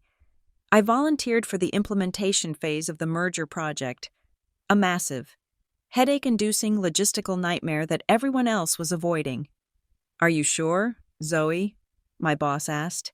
"It is going to be a lot of late nights." "I have time," I said, and I did. I poured myself into the data. I found redundancies no one else saw. I streamlined the reporting structure. When I presented the final risk assessment to the board, I did not stutter. I stood tall. I answered their questions with authority. After the meeting, the VP of operations stopped me. "That was impressive. Foster," he said. "You really caught something we missed with the supply chain liability. Good eye." "Thank you," I said. He looked at me. He actually saw me. He didn't see a disappointment. He didn't see a spinster. He saw a professional. I walked back to my desk, and for the first time, I felt a sense of worth that wasn't fragile. It was built on competence. It was mine. My social circle expanded in unexpected ways. In my new building, there was a communal roof garden. One Saturday morning, I was up there reading, and I met Mrs. Moretti. She was 70-something, tiny and fierce, wearing a sun hat and wrestling with a tomato plant. "You," she pointed a trowel at me, "you are young. Help me with this pot. It is heavier than my first husband." I laughed and helped her move the ceramic pot. "I am Alara," she said, "but you can call me Mrs. M. Everyone does." Mrs. Moretti didn't know my history. She didn't know I was the family scapegoat. She just knew I was the girl who helped her with the tomatoes. Over the next few weeks, she taught me how to prune basil. She taught me that you have to be ruthless with dead leaves so the new ones can grow. "You have to cut the rot, Zoe," she told me one afternoon, snipping a yellowed stem. "If you leave it, it poisons the whole plant. It looks cruel, but it is kindness. You are saving the life of the thing." I looked at the shears in her hand. "Yes," I said. "I am learning that." We would drink iced tea on the roof, and she would tell me stories about her life in Italy, about her children who lived on the coast, about the lovers she had before she met Mr. Moretti. She didn't ask me why I was single. She didn't ask me why I didn't visit my parents. She just offered me a biscotti and asked if I liked the view. It was a friendship based on nothing but the present moment. It was a family of proximity and shared interest, and it felt like oxygen. But I was not naive. I knew the silence from Briar Glen wouldn't last forever. I knew they were regrouping. My email inbox was the battlefield. I didn't want to block them completely. I needed to know if there was a genuine emergency, like a death or a hospitalization, but I couldn't handle the sporadic guilt grenades, the random articles Dad sent about forgiveness, the passive-aggressive updates from Mom. So, I created a rule in my email client. If sender contains Kara Foster, or Elliot Foster, or Madison Foster, or Tyler Foster, move to folder, noise, mark as read. The mark as read was the crucial part. I didn't want the bold number staring at me. I didn't want the notification. The emails would go there, into the digital oubliette, and they would sit there until I decided to look at them.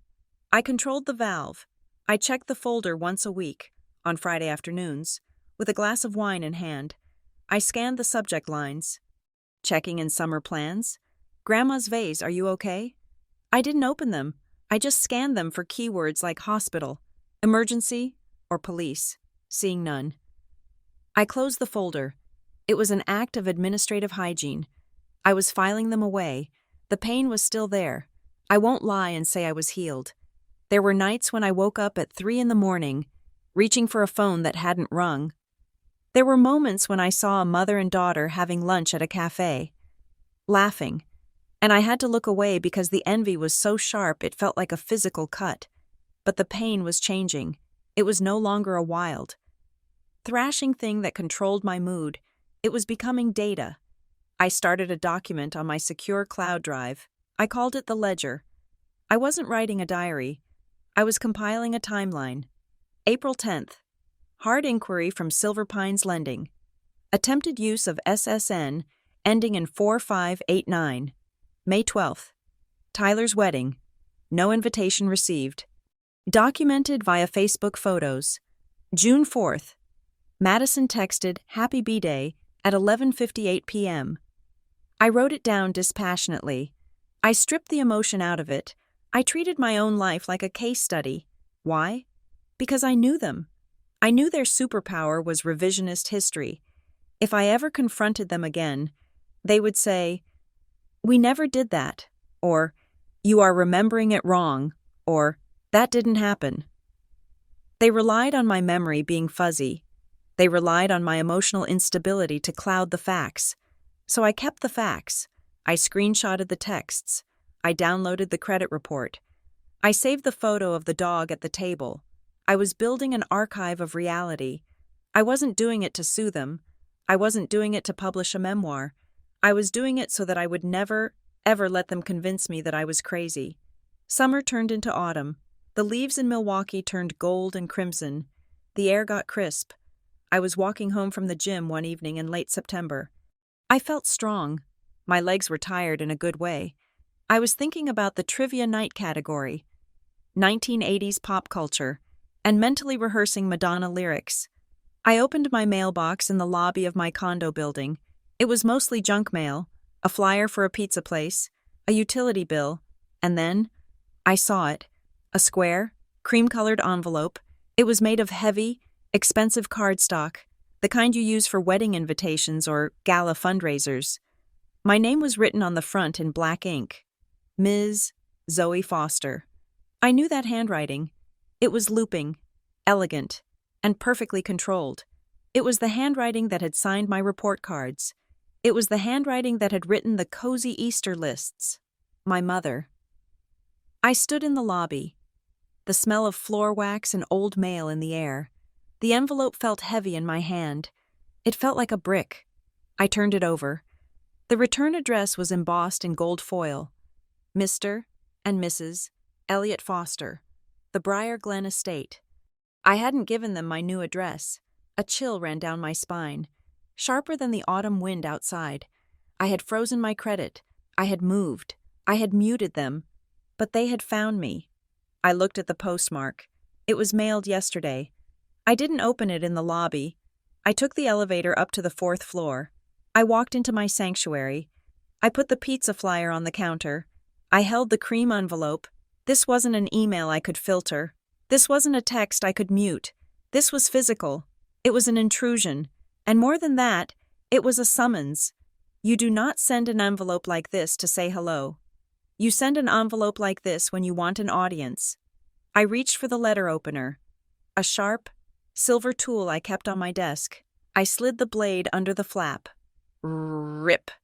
The sound was loud in the quiet apartment. I pulled out the card inside. It was thick.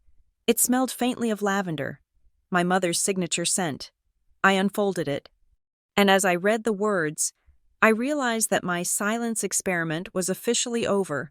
They weren't just knocking on the door. They were trying to knock the door down. And this time, they weren't asking for my presence. They were demanding my performance. I pulled the card from the envelope. The cardstock was thick, the kind that costs $3 a sheet. The font was an elegant gold script, raised against the cream background. Kara and Elliot Foster invite you to celebrate 35 years of love and devotion. A garden soiree, October 15th, 5 o'clock in the evening. The Foster residence. Formal attire requested. I stared at it. 35 years. A milestone. And they were turning it into a gala. I flipped the card over. There was a handwritten note on the back in my mother's unmistakable scrawl. Zoe, we know you have been busy, but this is a very important night for your father and me. All of our friends will be there, including Mr. Henderson from the firm.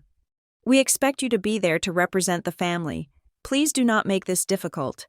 Love, Mom. I read it twice. We expect you to be there, not we miss you, not we are sorry we have not seen you in 6 months, not we would love to have you.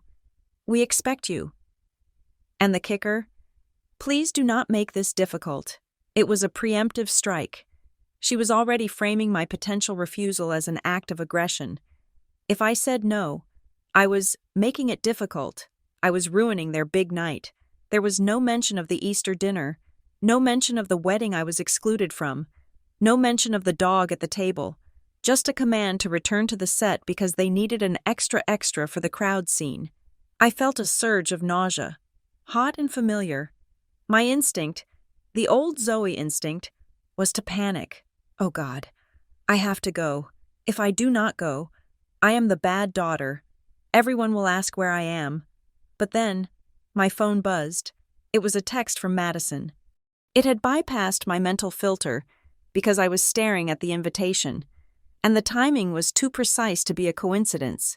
She must have known the mail was delivered today. "Hey Z, Mom said you got the invite.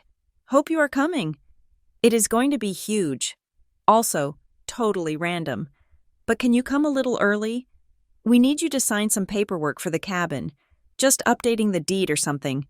Dad says it is just a formality to keep everything in the family trust. Takes 5 minutes. See ya." I stopped breathing. The invitation dropped from my hand onto the kitchen counter. The cabin. The words triggered a memory. Sharp and sudden. I was 22. Fresh out of college. My great-aunt Marlene, my mother's sister, the only person in the family who ever told me I was smart without adding for a girl, was dying. She had called me to her bedside. "I am leaving the Silver Pines cabin to the 3 of you," she had whispered, her hand papery in mine. "Madison, Tyler, and you. Equal shares. Do not let your mother tell you otherwise. I put your name on the deed so you would always have a place to go." I hadn't thought about that deed in years. We never used the cabin much. It was mostly Madison's summer playground. I had assumed my name on the paper was just symbolic. But now, the pieces of the puzzle slammed together with a deafening click. April 10th. Hard inquiry from Silver Pines Lending Group. May. Tyler's wedding. Expensive. October. A sudden garden soiree. Expensive. And a request for a signature. I walked over to my laptop. I did not sit down. I stood, typing with the furious precision of a forensic accountant. I logged into the county clerk's public records database for the district where Silver Pines was located. It is amazing what you can find online if you know where to look. And I was a risk manager. I knew exactly where to look. I searched for Foster Elliott and Foster Kara. Nothing recent. I searched for the property address. 144 Lakeview Drive. Bingo. There was a filing from April. A notice of intent to refinance. I clicked on the details. There was a pending application for a home equity line of credit, a second mortgage, on the cabin. The amount was substantial, $150,000, but the status was listed as incomplete/pending signatures. I scrolled down to the list of owners. Madison Foster, signed. Tyler Foster, signed. Zoe Foster, blank. I felt a cold smile touch my lips. It wasn't a happy smile. It was the smile of a chess player who realizes their opponent has left their queen unguarded. They hadn't frozen me out because they hated me. They hadn't invited the dog because they preferred him. They were broke, or if not broke, they were desperate for cash. Tyler's wedding must have cost a fortune. The garden soiree looked like it was going to cost another fortune. My father's image as the wealthy patriarch was expensive to maintain. They needed the equity from the cabin, but Aunt Marlene, bless her stubborn soul, had made sure they couldn't touch it without the consent of all 3 beneficiaries. They had tried to forge it. That was the credit inquiry in April. They must have tried to push it through, maybe claiming I was unavailable, maybe trying to use my social security number to verify my consent, but because I had frozen my credit immediately after the Easter debacle. The bank had blocked it. The hard inquiry I saw was the bank hitting the wall I had built. They couldn't get the money without me. That was why they had been silent for 6 months. They were trying to figure out a workaround, and now, they had realized there wasn't one. They had to get me in the room. They had to get me to sign the paper. The garden soiree wasn't a party. It was a trap. They were going to surround me with love and family and Mr. Henderson from the firm. They were going to ply me with champagne. And then, in a quiet corner, Madison would slide a paper in front of me and say, "Just a formality. Z, sign here so we can keep the cabin in the family." If I signed, they got their $150,000, and I would go back to being the invisible daughter until the next time they needed an asset liquidated. I closed the laptop. I picked up the invitation again. "We expect you to be there." "Of course you do," I whispered. "You need my hand to write the check." I felt a sudden, fierce desire to burn the invitation, to text Madison. "I know what you are doing. Go to hell," to block them all and never speak to them again. But that was the old Zoe reaction. That was emotional. That was messy. I took a breath. I looked around my quiet, industrial condo. I looked at the tomato plant Mrs. Moretti had given me. I picked up my phone and called Dr. Holt. It was late, but she picked up on the second ring. "Zoe?" she asked. "Is everything all right?" "I know why they invited me," I said. "It is not an olive branch. It is a transaction." I explained the cabin, the deed, the credit freeze, and the pending signature. "They want me to come so they can ambush me into signing away my equity," I said. "My instinct is to run. My instinct is to ghost them. And if you ghost them—" "Doctor," Holt said, her voice calm. "What happens?" "They will keep trying," I said. "They will show up at my work. They will call the police. They will paint me as the villain who is holding the family hostage." "Exactly," she said. "If you run, you let them tell the story. You let them say, 'Poor Zoe is having a breakdown and won't sign a simple paper.'" "So what do I do?" I asked. "If I go, I am walking into a lion's den. If I don't go, I am the villain. If I want them to look at me, really look at me, and see the truth, what do I do?" There was a pause on the line. "Zoe, Doctor," Holt said, "you have spent your whole life being a mirror for them. You reflected back what they wanted to see. The perfect family, the obedient daughter. Now, they are trying to force you to reflect that image one last time." "Yes," I said. "So," she continued, "go, but do not reflect what they want to see. Reflect what is actually there. If you want them to look at the truth, you have to hand them a mirror, not a hammer. A hammer breaks things. A mirror shows the cracks that are already there." "A mirror," I repeated. "Show them exactly who they are," she said, "and show them exactly who you have become." I hung up the phone. I stood in my kitchen. A mirror. I looked at the invitation. Formal attire. They wanted a prop. They wanted the beige daughter in the background, nodding and signing. "Okay," I said to the empty room. "I will come." I sat down at my laptop again. I opened a new tab. I wasn't looking for county records this time. I was looking for a rental service. I found a company called Flashback Events. They specialized in high-end photo booth rentals for weddings and corporate galas, the kind that had instant printing, social media uploading, and most importantly, a cloud backup of every single image taken. I booked the platinum package. Then, I opened my audio files. I found the file named Easter_voicemail_buttdial.mp3. I listened to it again. The laughter, the clinking forks, the lies. I opened an audio editing software. I didn't need the whole 4 minutes. I just needed the highlights. The moment Mom said, "She is overwhelmed." The moment Madison laughed. The moment the stranger asked where I was. I created a short, 10-second loop. It was subtle. If you played it under music, it would sound like ambient noise, like a dinner party track. I saved the file. Then I went to my closet. I pushed aside the sensible gray slacks and the beige cardigans, the Zoe uniform I had worn for years to blend in. I needed something else. I went online to a designer rental site. I searched for navy suit women. I found it. A sharp, tailored tuxedo suit in deep midnight blue, satin lapels, cigarette pants. It wasn't a dress. It wasn't soft. It was powerful. It was the kind of outfit a CEO wears to a board meeting where she intends to fire the board. I booked it for October 15th. My heart was pounding, but it wasn't fear anymore. It was the thrill of the heist. I wasn't going to Briar Glen to be loved. I wasn't going to get an apology. I knew that now.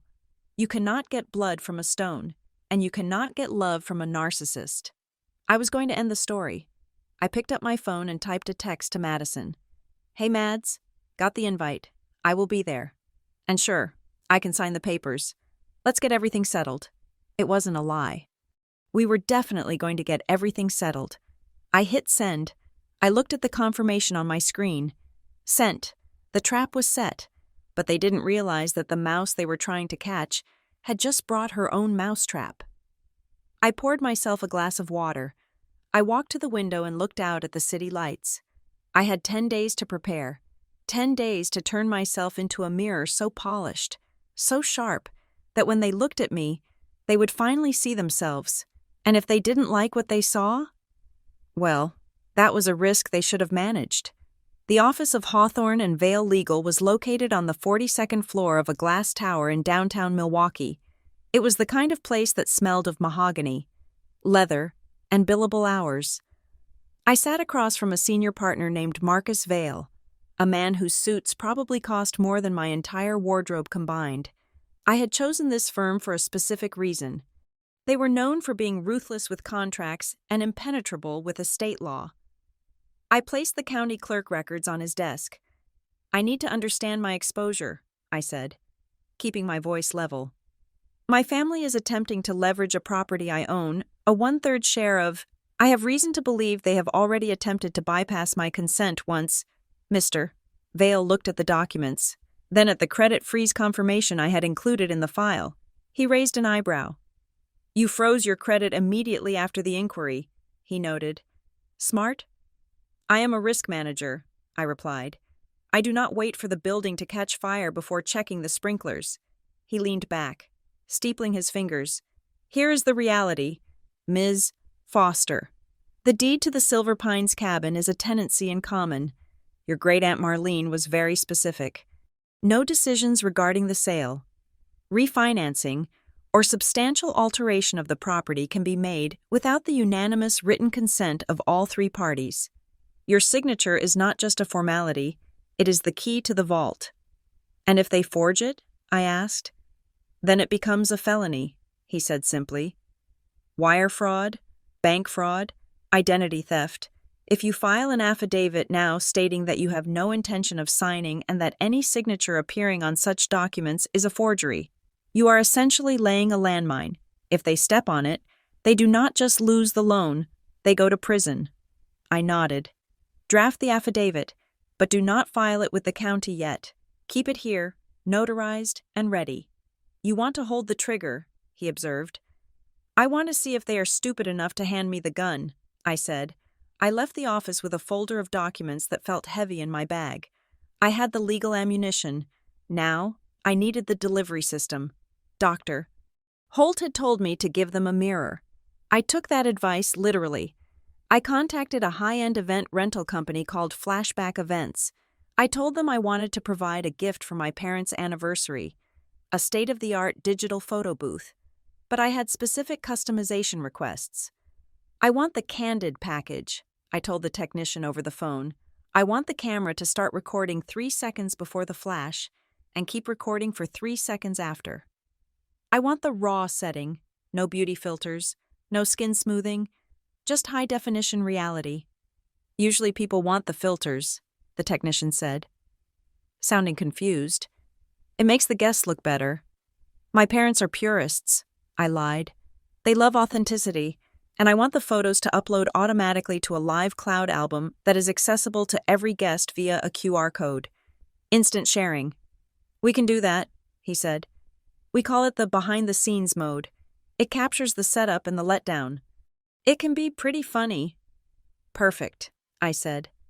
"And one more thing. I have a background audio track I want playing during the slideshow loop on the booth's external monitor. It is an ambient memory track." I sent him the file. It was a masterpiece of audio engineering. I had taken the recording of the Easter butt dial, the clinking forks, the laughter, the "she is overwhelmed" comment, and I had mixed it down. I layered it under a generic, sentimental instrumental track.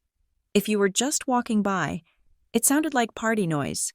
But if you stood there for more than 10 seconds, if you really listened, the voices became clear. It was a time bomb wrapped in nostalgia. The day of the garden soiree arrived. The sky was a bruised purple, threatening rain but holding off. I stood in front of the full-length mirror in my condo. The old Zoe would have worn a floral dress. She would have worn something soft, beige or pastel, something that blended into the wallpaper. She would have tried to look harmless. I put on the suit. It was midnight blue, tailored to within an inch of its life.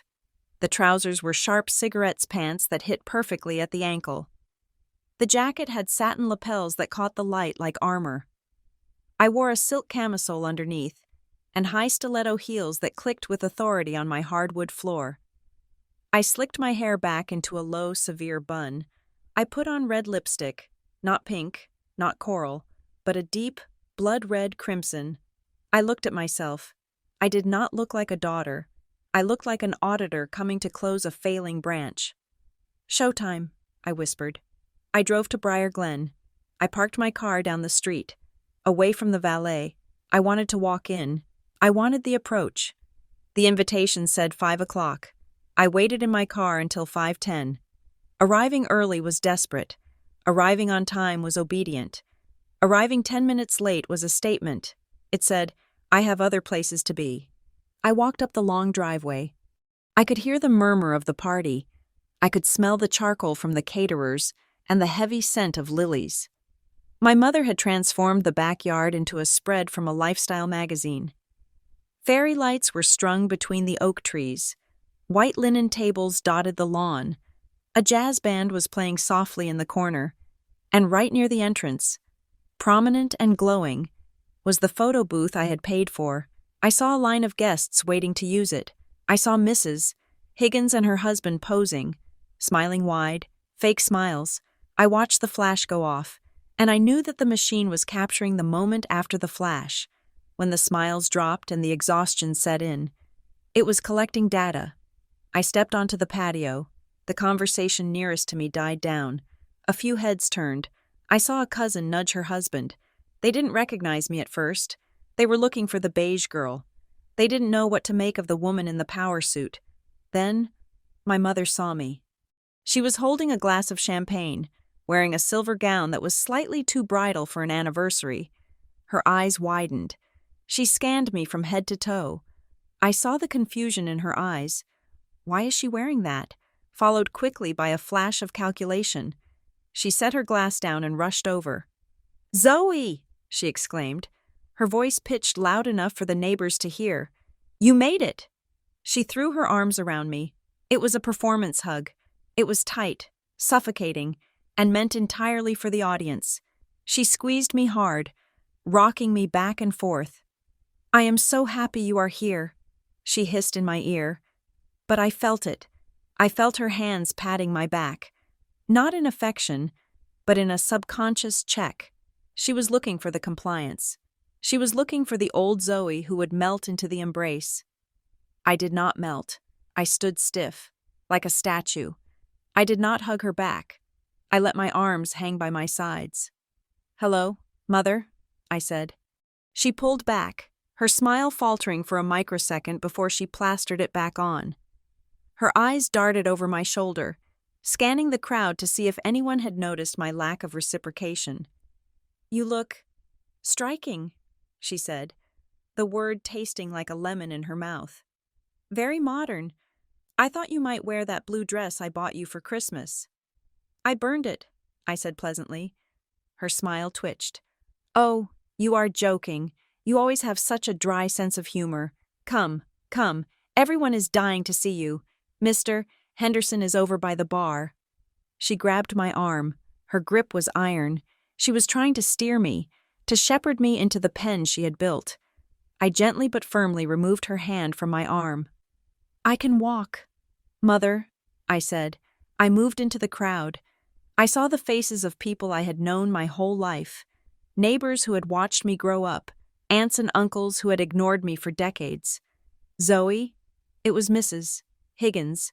She looked at me with wide eyes. "Is that you? My goodness, you look successful." "I am," I said, taking a glass of champagne from a passing waiter. "It is amazing what you can accomplish when you cut out the dead weight." I saw my father across the lawn. He was holding court with a group of men in suits. When he saw me, he raised his glass in a toast. It was a gesture of ownership. "See? My family is intact. My assets are all here." I raised my glass back, staring him dead in the eye. "Enjoy it while it lasts. Elliot." Then I felt a hand on my elbow, a sharp, urgent grip. Zoe, it was Madison.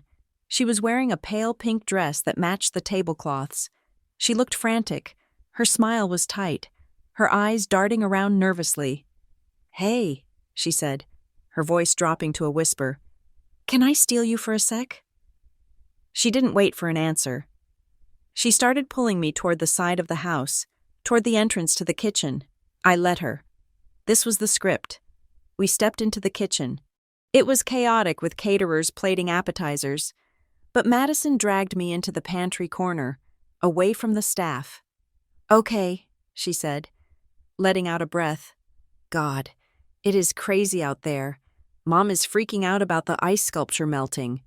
It is a lovely party, Madison," I said, leaning against the shelving unit. Yeah, it is great," she waved her hand dismissively. "Listen, Z, about the cabin. I have the papers in Dad's study. Since you are here, we should just get it done now, before you get too many drinks in you, right?" She laughed. It was a brittle, nervous sound. "Dad needs to file it on Monday morning," she continued, her speed increasing. "It is just a standard update. We are rolling the property into a new trust structure, better tax benefits, you know? It protects all of us." Lies. She was lying to my face, in the pantry, while the party raged outside. There was no trust structure. There was a second mortgage. There was debt. "Is Tyler signing too?" I asked. "Oh, Tyler signed weeks ago," she said. "He is good to go. It is just you. We didn't want to bother you with it since you have been so busy, but since you are here, it takes 2 seconds." She looked at me expectantly. Her eyes were pleading, not for connection, but for salvation. She needed that signature. I could see the sweat on her upper lip. I looked at her, my big sister, the golden child, the one who had everything. And right now, she looked small. She looked terrified. I could have ended it right then. I could have said, "I know you are broke. I know about the loan. I am not signing. But doctor," Holt's voice was in my head, "do not use a hammer. Use a mirror, if I refuse now. In the kitchen, it would be a private fight. They would spin it. They would tell the guests I was being difficult. They would tell the story. I needed the story to tell itself." I smiled. It was the softest, easiest smile I had given them in years. "Of course, Maddie," I said. "I am happy to help." Her shoulders dropped 3 inches. The relief washed over her face so intensely it was almost pathetic. "Oh, thank God," she breathed. "Okay, great, perfect. Let's go to the study right now." "Whoa, slow down," I laughed lightly. "I just got here. I haven't even said hi to Aunt Linda. And I promised Mom I would say hello to Mr. Henderson." "But," Madison started, panic flaring again. "I'm not going anywhere," I assured her. "I am here all night. Let me go mingle for a bit. Let me get some food. We can slip away in an hour. Once the speeches start, it will be quieter then." "In an hour?" she pressed. "I promise," I said. "Tonight, we will get it signed tonight."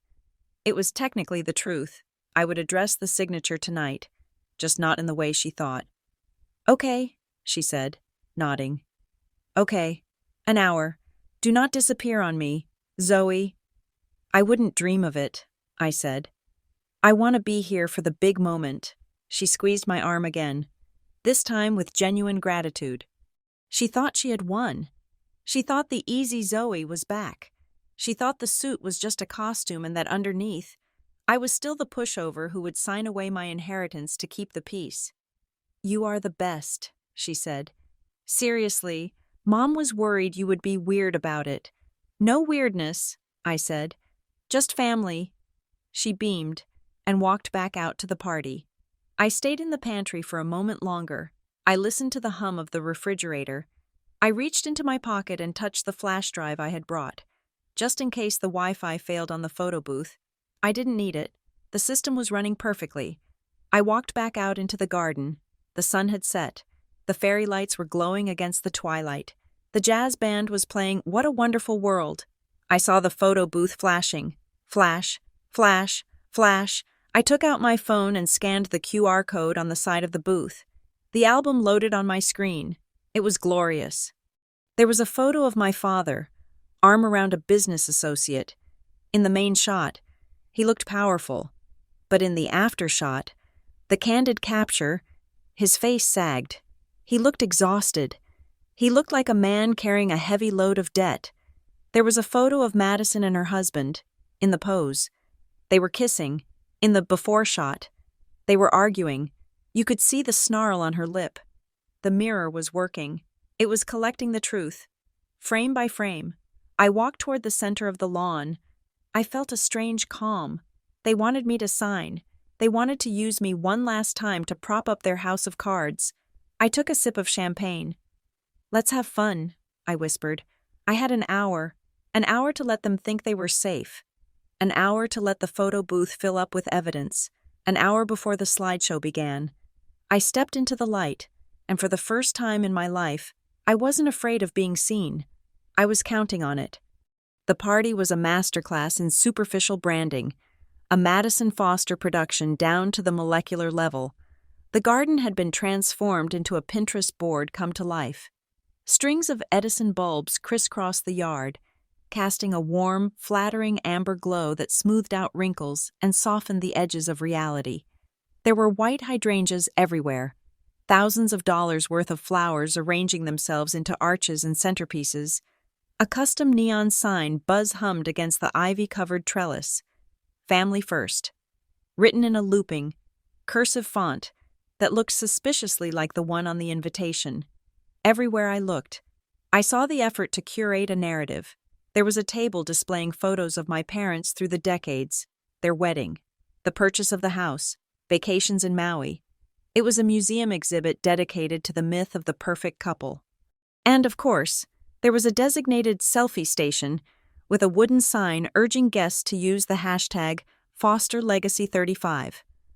I stood near the periphery of the patio, holding a glass of sparkling water that I pretended was gin. I had been placed by the social geography of the event, while Madison and Tyler were circulating in the center. Flanked by my parents, introducing their spouses and laughing at jokes, I was drifting in the orbital debris. No one grabbed my hand to pull me into a circle. No one said, "Have you met our daughter, Zoe? She is a risk management executive." I was greeted with the polite, vague nods reserved for distant cousins or plus ones. I was a seat filler.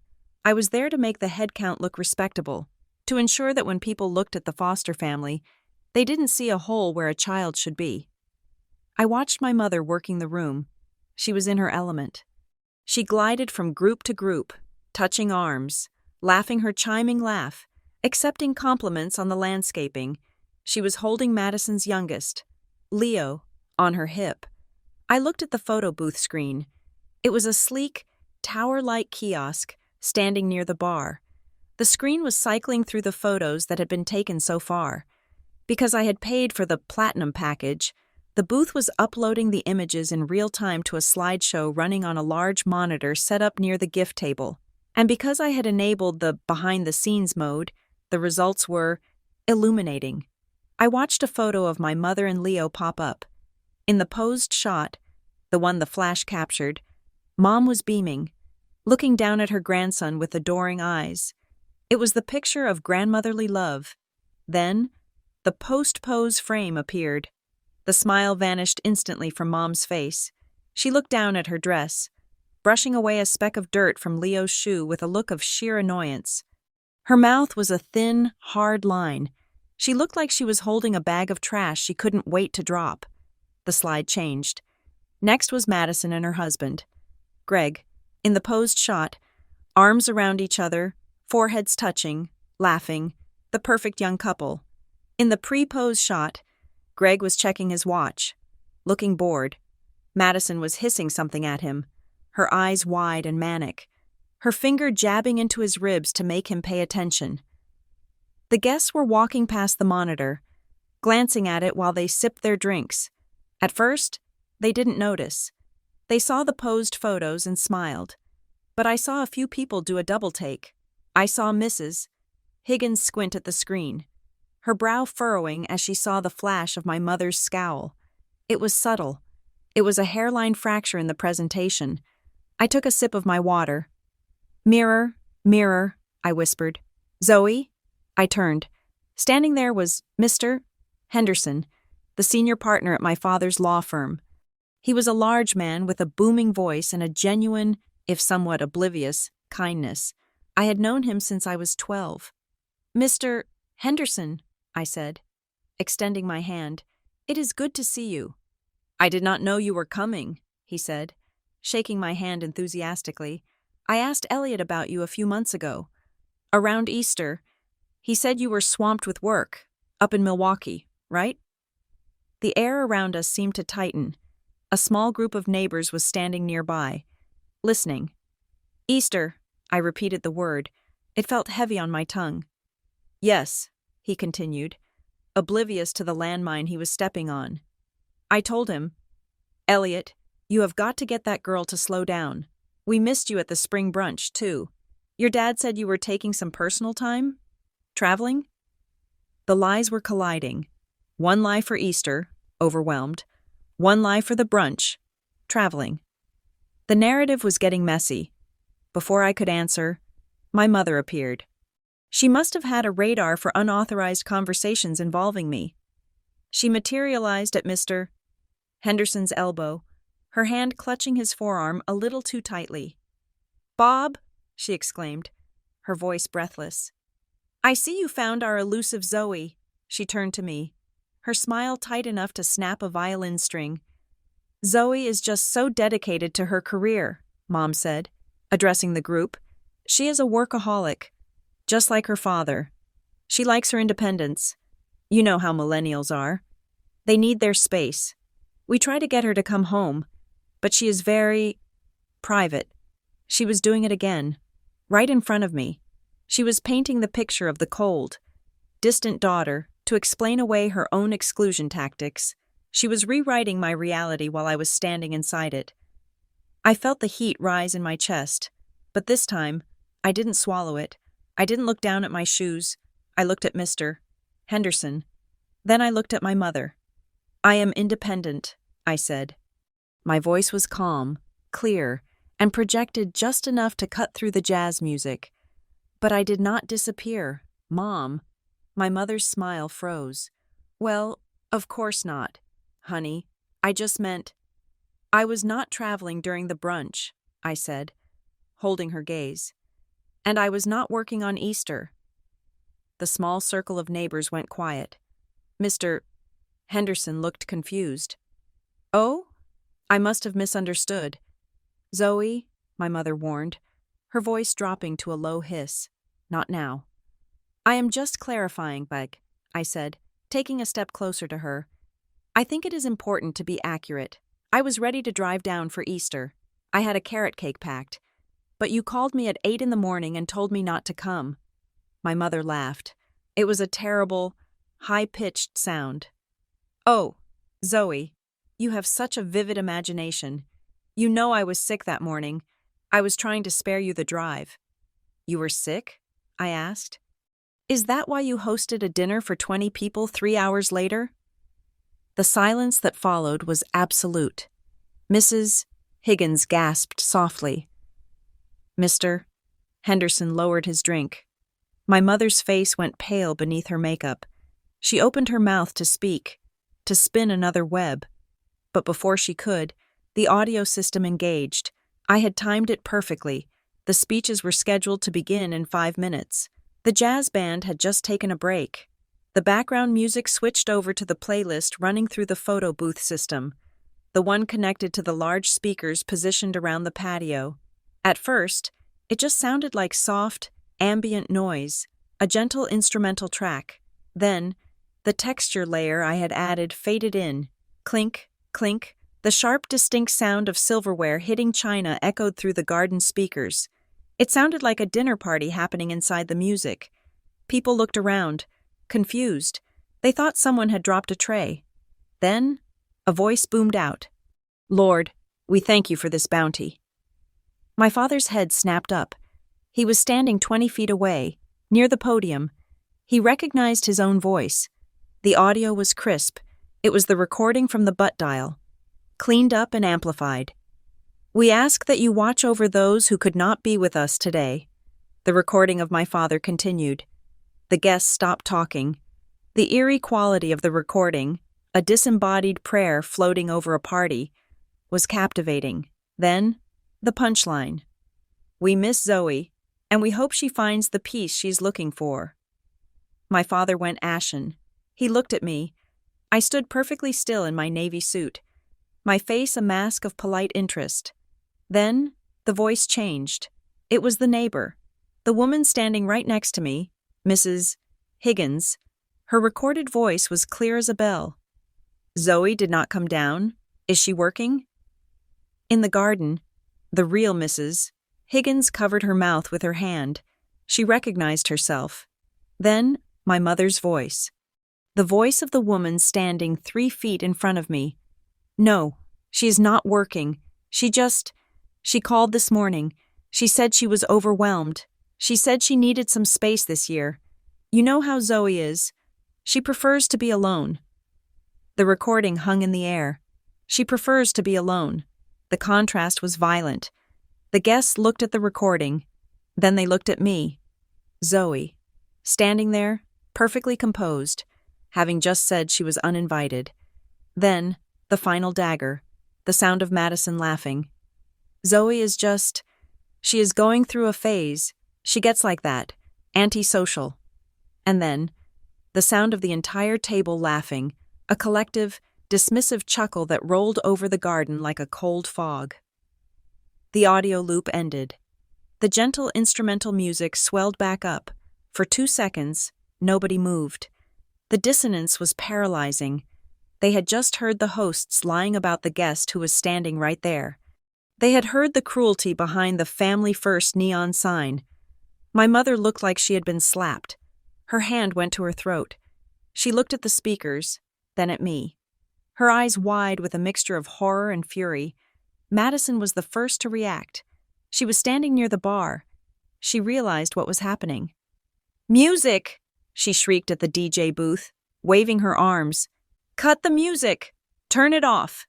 She sprinted toward the photo booth, her heels sinking into the grass. "It is a glitch!" she yelled, her voice shrill and panicked. "Technical difficulties. Sorry, everyone. Just a bad loop." She reached the machine and started yanking at cords. The screen went black. The audio cut out with a loud pop. Silence rushed back into the garden. But it was not the comfortable silence of a lull in conversation. It was the silence of a crime scene. Madison turned around, breathless. Her face flushed red. She tried to laugh. "Wow, okay, weird technology, right? Haha. Who wants more champagne?" No one answered. Every eye in the garden was fixed on me. I could feel them recalculating. They were looking at the independent daughter, the antisocial recluse, and they were matching her against the woman in the navy suit who had just been publicly slandered by her own parents. My father walked toward me. His face was thunderous. He looked like he was about to escort an unruly employee out of the building. "Zoe," he said, his voice low and vibrating with suppressed rage. "What is this? What did you do?" "I brought a gift," I said. "You are making a scene," my mother hissed, stepping in front of him, trying to block the view of the guests. "You are ruining this night. How could you?" "I am not making a scene. Mother," I said, "I am just playing the minutes of the meeting." I stepped around her. I walked to the nearest table and picked up a glass of champagne. I turned to face the crowd. I didn't need a microphone. The silence was so profound that a whisper would have carried to the street. "I am sorry about the audio glitch," I said. My voice was steady. I didn't shake. I didn't cry. I spoke with the cadence of a woman presenting a quarterly review. "It seems the system picked up some old files." I looked at Madison, who was still standing by the unplugged machine, looking like a deer in headlights. "My family likes to tell stories," I continued, scanning the faces of the neighbors, the friends, the colleagues. "They like to tell you that I am busy, that I am overwhelmed, that I am antisocial. It is a good story. It explains why I am not here. I paused. I took a sip of the champagne. But I wanted you to hear the raw data, I said. I did not cancel Easter.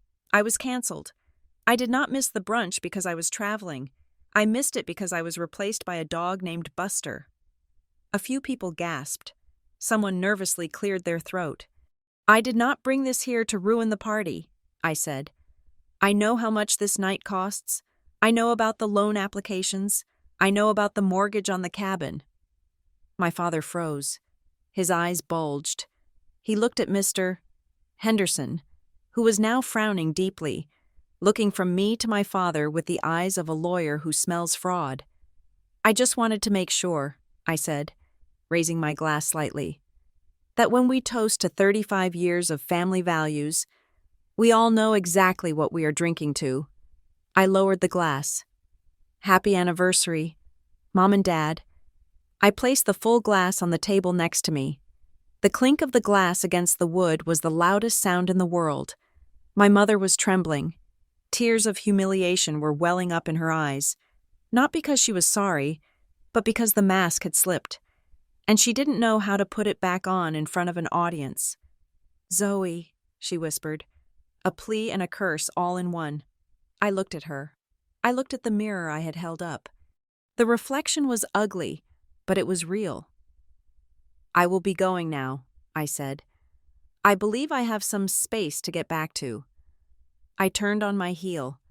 My stiletto clicked on the patio stone. Wait, Madison cried out. Zoe, the papers, you promised. She actually said it, in the middle of the wreckage. With the smoke still rising, she was worried about the signature. I stopped. I looked back at her. Oh, right, I said. The papers? I smiled. It was a wolf's smile. I lied, and I walked away. I did not make it to the gate. I barely made it off the patio. Before I could reach the shadows of the driveway, a hand clamped around my upper arm. It was not the desperate, pleading grip of my sister this time. It was the frantic, claw-like grip of my mother. She did not drag me physically, but the sheer force of her hysterical energy pulled me backward. Inside, she hissed. Her voice was unrecognizable. It was a guttural sound, stripped of all its polished suburban veneer. Inside. Now, she marched me through the kitchen, past the catering staff, who were aggressively pretending not to see anything, and down the hallway to my father's study. My father and Madison were close behind, moving in a tight, panicked phalanx. We entered the study. It was a room I had always hated. It smelled of expensive scotch and unread leather-bound books. It was a room designed to intimidate. My father slammed the heavy oak door shut, sealing us in. The muffled sound of the jazz band outside drifted in, playing a cruel, upbeat tune. My mother let go of my arm and spun around to face me. Her face was a mask of ruined mascara and trembling rage. "Did you enjoy that?" she screamed. Her voice cracked. "Did you enjoy humiliating me in front of the entire neighborhood? In front of Bob Henderson? In front of the pastor?" I stood near the heavy mahogany desk. I smoothed the lapel of my navy suit. I did not raise my voice. "I did not humiliate you, Mother," I said. "I played a recording. If the sound of your own voice is humiliating, perhaps you should examine what you are saying, not who is listening." "You are a monster," Madison sobbed. She had collapsed into one of the wingback chairs, her pink dress billowing around her like a wilted flower. "You ruined everything. You ruined the party. You ruined the networking. Greg needed to meet those investors." "Networking," I repeated. I looked at my father. He was standing by the window, his back to me, staring out at the guests who were undoubtedly whispering about the audio glitch. "Is that what Easter was, Dad?" I asked. "Networking?" He turned around slowly. He looked older than he had 10 minutes ago. His face was gray. "It was a family dinner, Zoe. It was a misunderstanding that you have blown into a catastrophe." "Stop it," I said. The command was sharp, like the crack of a whip. "Stop lying. The party is over. The guests are outside. but the performance ends in this room. I reached into my leather tote bag. I pulled out a black binder. It was thick, heavy with the weight of facts. I dropped it onto the desk. It made a loud, dull thud that silenced Madison's sobbing. "I know about the cabin," I said. The room went deadly still. It was the kind of silence that happens when a bomb has been defused. But everyone is still afraid to breathe. "I know you are trying to refinance Silver Pines," I continued, my voice clinical. "I know you need $150,000, and I know you cannot get it without my signature because Aunt Marlene left the deed to all three of us as tenants in common." My mother's eyes darted to the binder, then to my father. She looked like a trapped animal. "It is just a business move," my father said, trying to regain his composure, trying to summon the authoritative patriarch voice. "We are leveraging an asset to optimize our liquidity. It is standard financial planning. Zoe, you would understand if you were not so emotional." "Emotional?" I let out a dry, short laugh. "I am the risk manager. Dad, I deal in data, and here is a data point you might find interesting." I opened the binder. I flipped to the page with the credit bureau logo. I spun the binder around so they could read it. "April 10th, I said. "The week after Easter. A hard inquiry on my credit report from Silver Pines Lending Group." I pointed to the line. "I did not authorize this inquiry," I said. "I was in Milwaukee. I was muting your text messages. I was not applying for a loan." My father stared at the paper. His mouth opened slightly, then closed. He looked at my mother. "Kara?" he said. His voice was confused. "You said you talked to her. You said she agreed to run the check." My mother stammered. She pulled at her pearl necklace. "I thought Madison said she would call her. We needed to move fast. Elliot, the rate lock was expiring." "So you committed identity theft," I said. "We did not," Madison shrieked from the chair. "We were just pre-qualifying. We were going to ask you, but you were being so weird and silent after Easter, and we could not get a hold of you, and we just needed to get the ball rolling. You tried to use my social security number to open a line of credit without my consent," I said. "That is a felony. It is wire fraud." My father looked at me, stunned. "Zoe, you would not. We are your family. And that is the only reason the police are not knocking on this door right now," I said. "Because I froze my credit. I blocked you. The bank hit a wall." I looked at Madison. She wasn't crying anymore. She looked terrified. "Why do you need the money?" I asked. "Dad is a partner at the firm. The house is paid off. Why are you desperate enough to commit a crime?" Madison looked at her lap. My mother looked at the floor. "It is Greg," Madison whispered. "Greg?" I asked. "His business," she said, her voice trembling.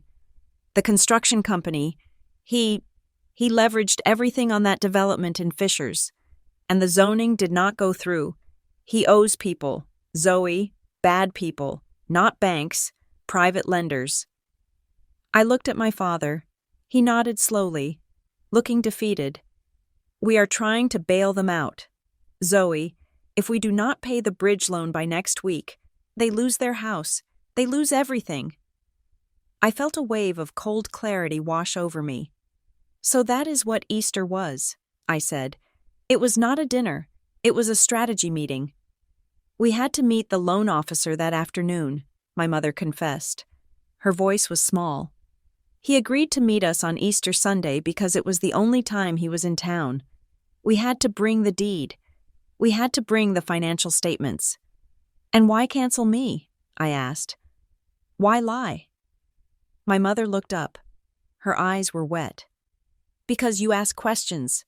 Zoe," she burst out, "you always look at the fine print. You always want to know the rates, the terms, the risk. If you had been there, you would have started analyzing everything. You would have told us it was a bad idea. You would have slowed us down. We just needed it done," Madison added. "We wanted a nice, easy dinner where we could sign the papers and be happy. We didn't want the risk manager sitting there telling us we were making a mistake. We wanted a sister who would just help. I stood there, processing it. They didn't hate me. They feared my competence. They excluded me because I was the only person in the family who lived in reality. They wanted to live in the fantasy where they could borrow their way out of trouble. And my presence was a reminder of the math that didn't add up. "So you cut me out," I said.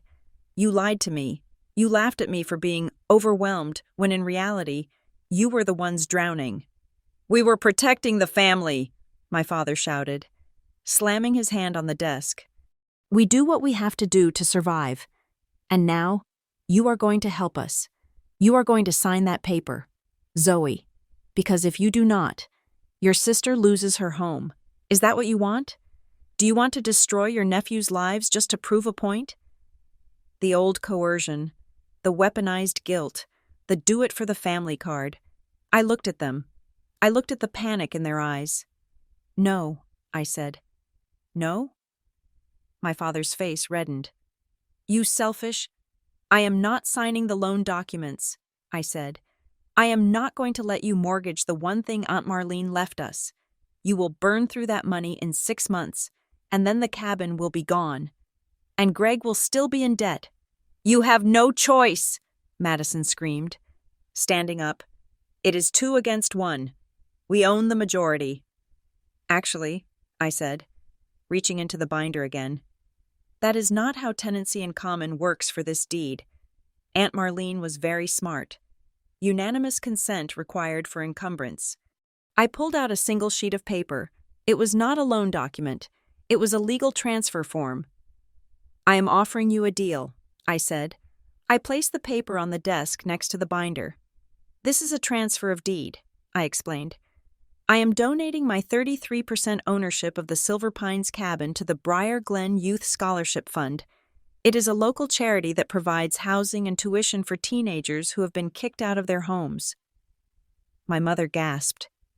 You are giving your share to charity?" "Yes," I said. "And here is the beautiful part. Once a nonprofit organization owns a percentage of the property, no commercial bank will touch it. You cannot refinance it. You cannot mortgage it.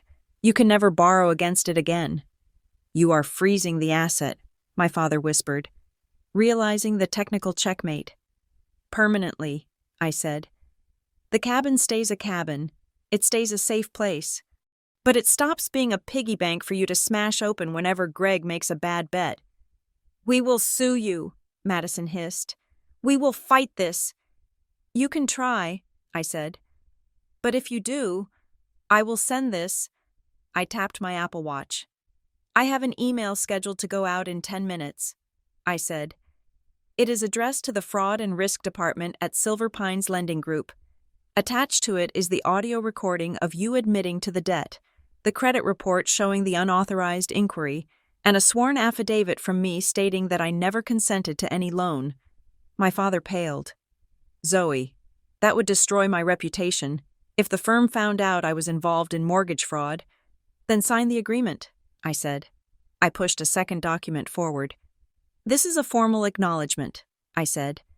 "It states that you lied about Easter. It states that you attempted to bypass my consent. And it states that you agreed to the transfer of my share to the charity without contest." "You want us to sign a confession?" my mother asked, horrified. "I want a record," I said. "I want insurance. You sign this, and the email to the bank is deleted. You sign this, and I walk out of here. And you never have to worry about the dark cloud again. I will be gone, truly gone." "And the money?" Madison asked, tears streaming down her face again. "What about Greg?" "Sell the Mercedes," I said cold. "Sell the jewelry. Downsize this house. Live within your means. That is the advice of a risk manager. But do not use my name to pay for your mistakes." The room was silent for a long minute. The jazz band outside had started playing The Way You Look Tonight. My father looked at the confession. He looked at his wife. He looked at his legacy, which was currently dangling by a thread held by the daughter he had dismissed. He picked up a pen. His hand shook, but he signed. He slid the paper to Mom. She wept, but she signed. Madison refused to look at me, but she scratched her name on the line. I took the paper. I checked the signatures. I folded it neatly and put it in my bag. Then, I took the deed transfer form. I picked up the pen. I signed my name, Zoe Foster. It was the most expensive signature I had ever written. I was giving away a third of a lake house. I was giving away tens of thousands of dollars in equity, but I was buying something far more valuable. I was buying my freedom. I stood up. I picked up the black binder. "Thank you," I said. "Zoe," my mother said. Her voice was broken. She looked old. The glamour of the party had dissolved. "You are really doing this? You are just leaving over a dinner?" I looked at her. She still didn't get it. She thought it was about the ham. She thought it was about the invite. "It was never about the dinner, Mom," I said. "It was about the fact that you were willing to cannibalize me to feed your image. You didn't want a daughter. You wanted a resource." I walked to the door. I put my hand on the brass knob. "You said I was cold," I said, looking back at them one last time. "You said I was calculating. Maybe I am. But I am the only one in this room who is not a criminal, and I am the only one who is free." I opened the door and walked out. I didn't stop in the kitchen. I didn't stop to say goodbye to Mr. Henderson or Mrs. Higgins. I walked straight through the garden, cutting a path through the guests who were now awkwardly murmuring, trying to salvage the party. I walked past the photo booth, which was now dark and unplugged. I stepped onto the driveway. The night air hit my face. It was cool, crisp, and smelled of coming rain. I heard footsteps behind me. But I knew they wouldn't follow. They couldn't. They were trapped in the mess they had made, trapped in the lies they had to maintain, trapped in the debt they couldn't pay. I reached my car. I unlocked it. I looked back at the house. The Family First neon sign was still buzzing, a bright, artificial lie against the dark trees. I felt a strange sensation in my chest. I waited for the grief. I waited for the sadness of the final severance, but it didn't come. Instead, I felt light. I felt an immense, soaring weightlessness. It was the feeling of dropping a heavy pack after a 100-mile hike. I got into my car. I started the engine. I connected my phone to the Bluetooth. I didn't play sad music. I didn't play angry music. I drove out of Briar Glen in silence, watching the manicured lawns and the perfect houses fade into the rearview mirror. Easter was over. The resurrection had happened. But it wasn't the family that had risen. It was me. I drove toward the highway, toward Milwaukee, toward my small condo with the fluffy rug and the tomato plants, and the friends who laughed when they lost at trivia. I was Zoe Foster. I was 33 years old. And for the first time in my life, I wasn't waiting for anyone to call. Thank you so much for listening to this story. I hope Zoe's journey of reclaiming her self-worth resonated with you. I would love to know where you are tuning in from today. Please leave a comment below with your city or country. It is always amazing to see how far our community reaches. If you enjoyed this story and want to hear more dramas about standing up for yourself, please subscribe to the Monica Revenge Stories channel. Like this video and smash that hype button to help these stories get heard by more people. Your support means the world to us.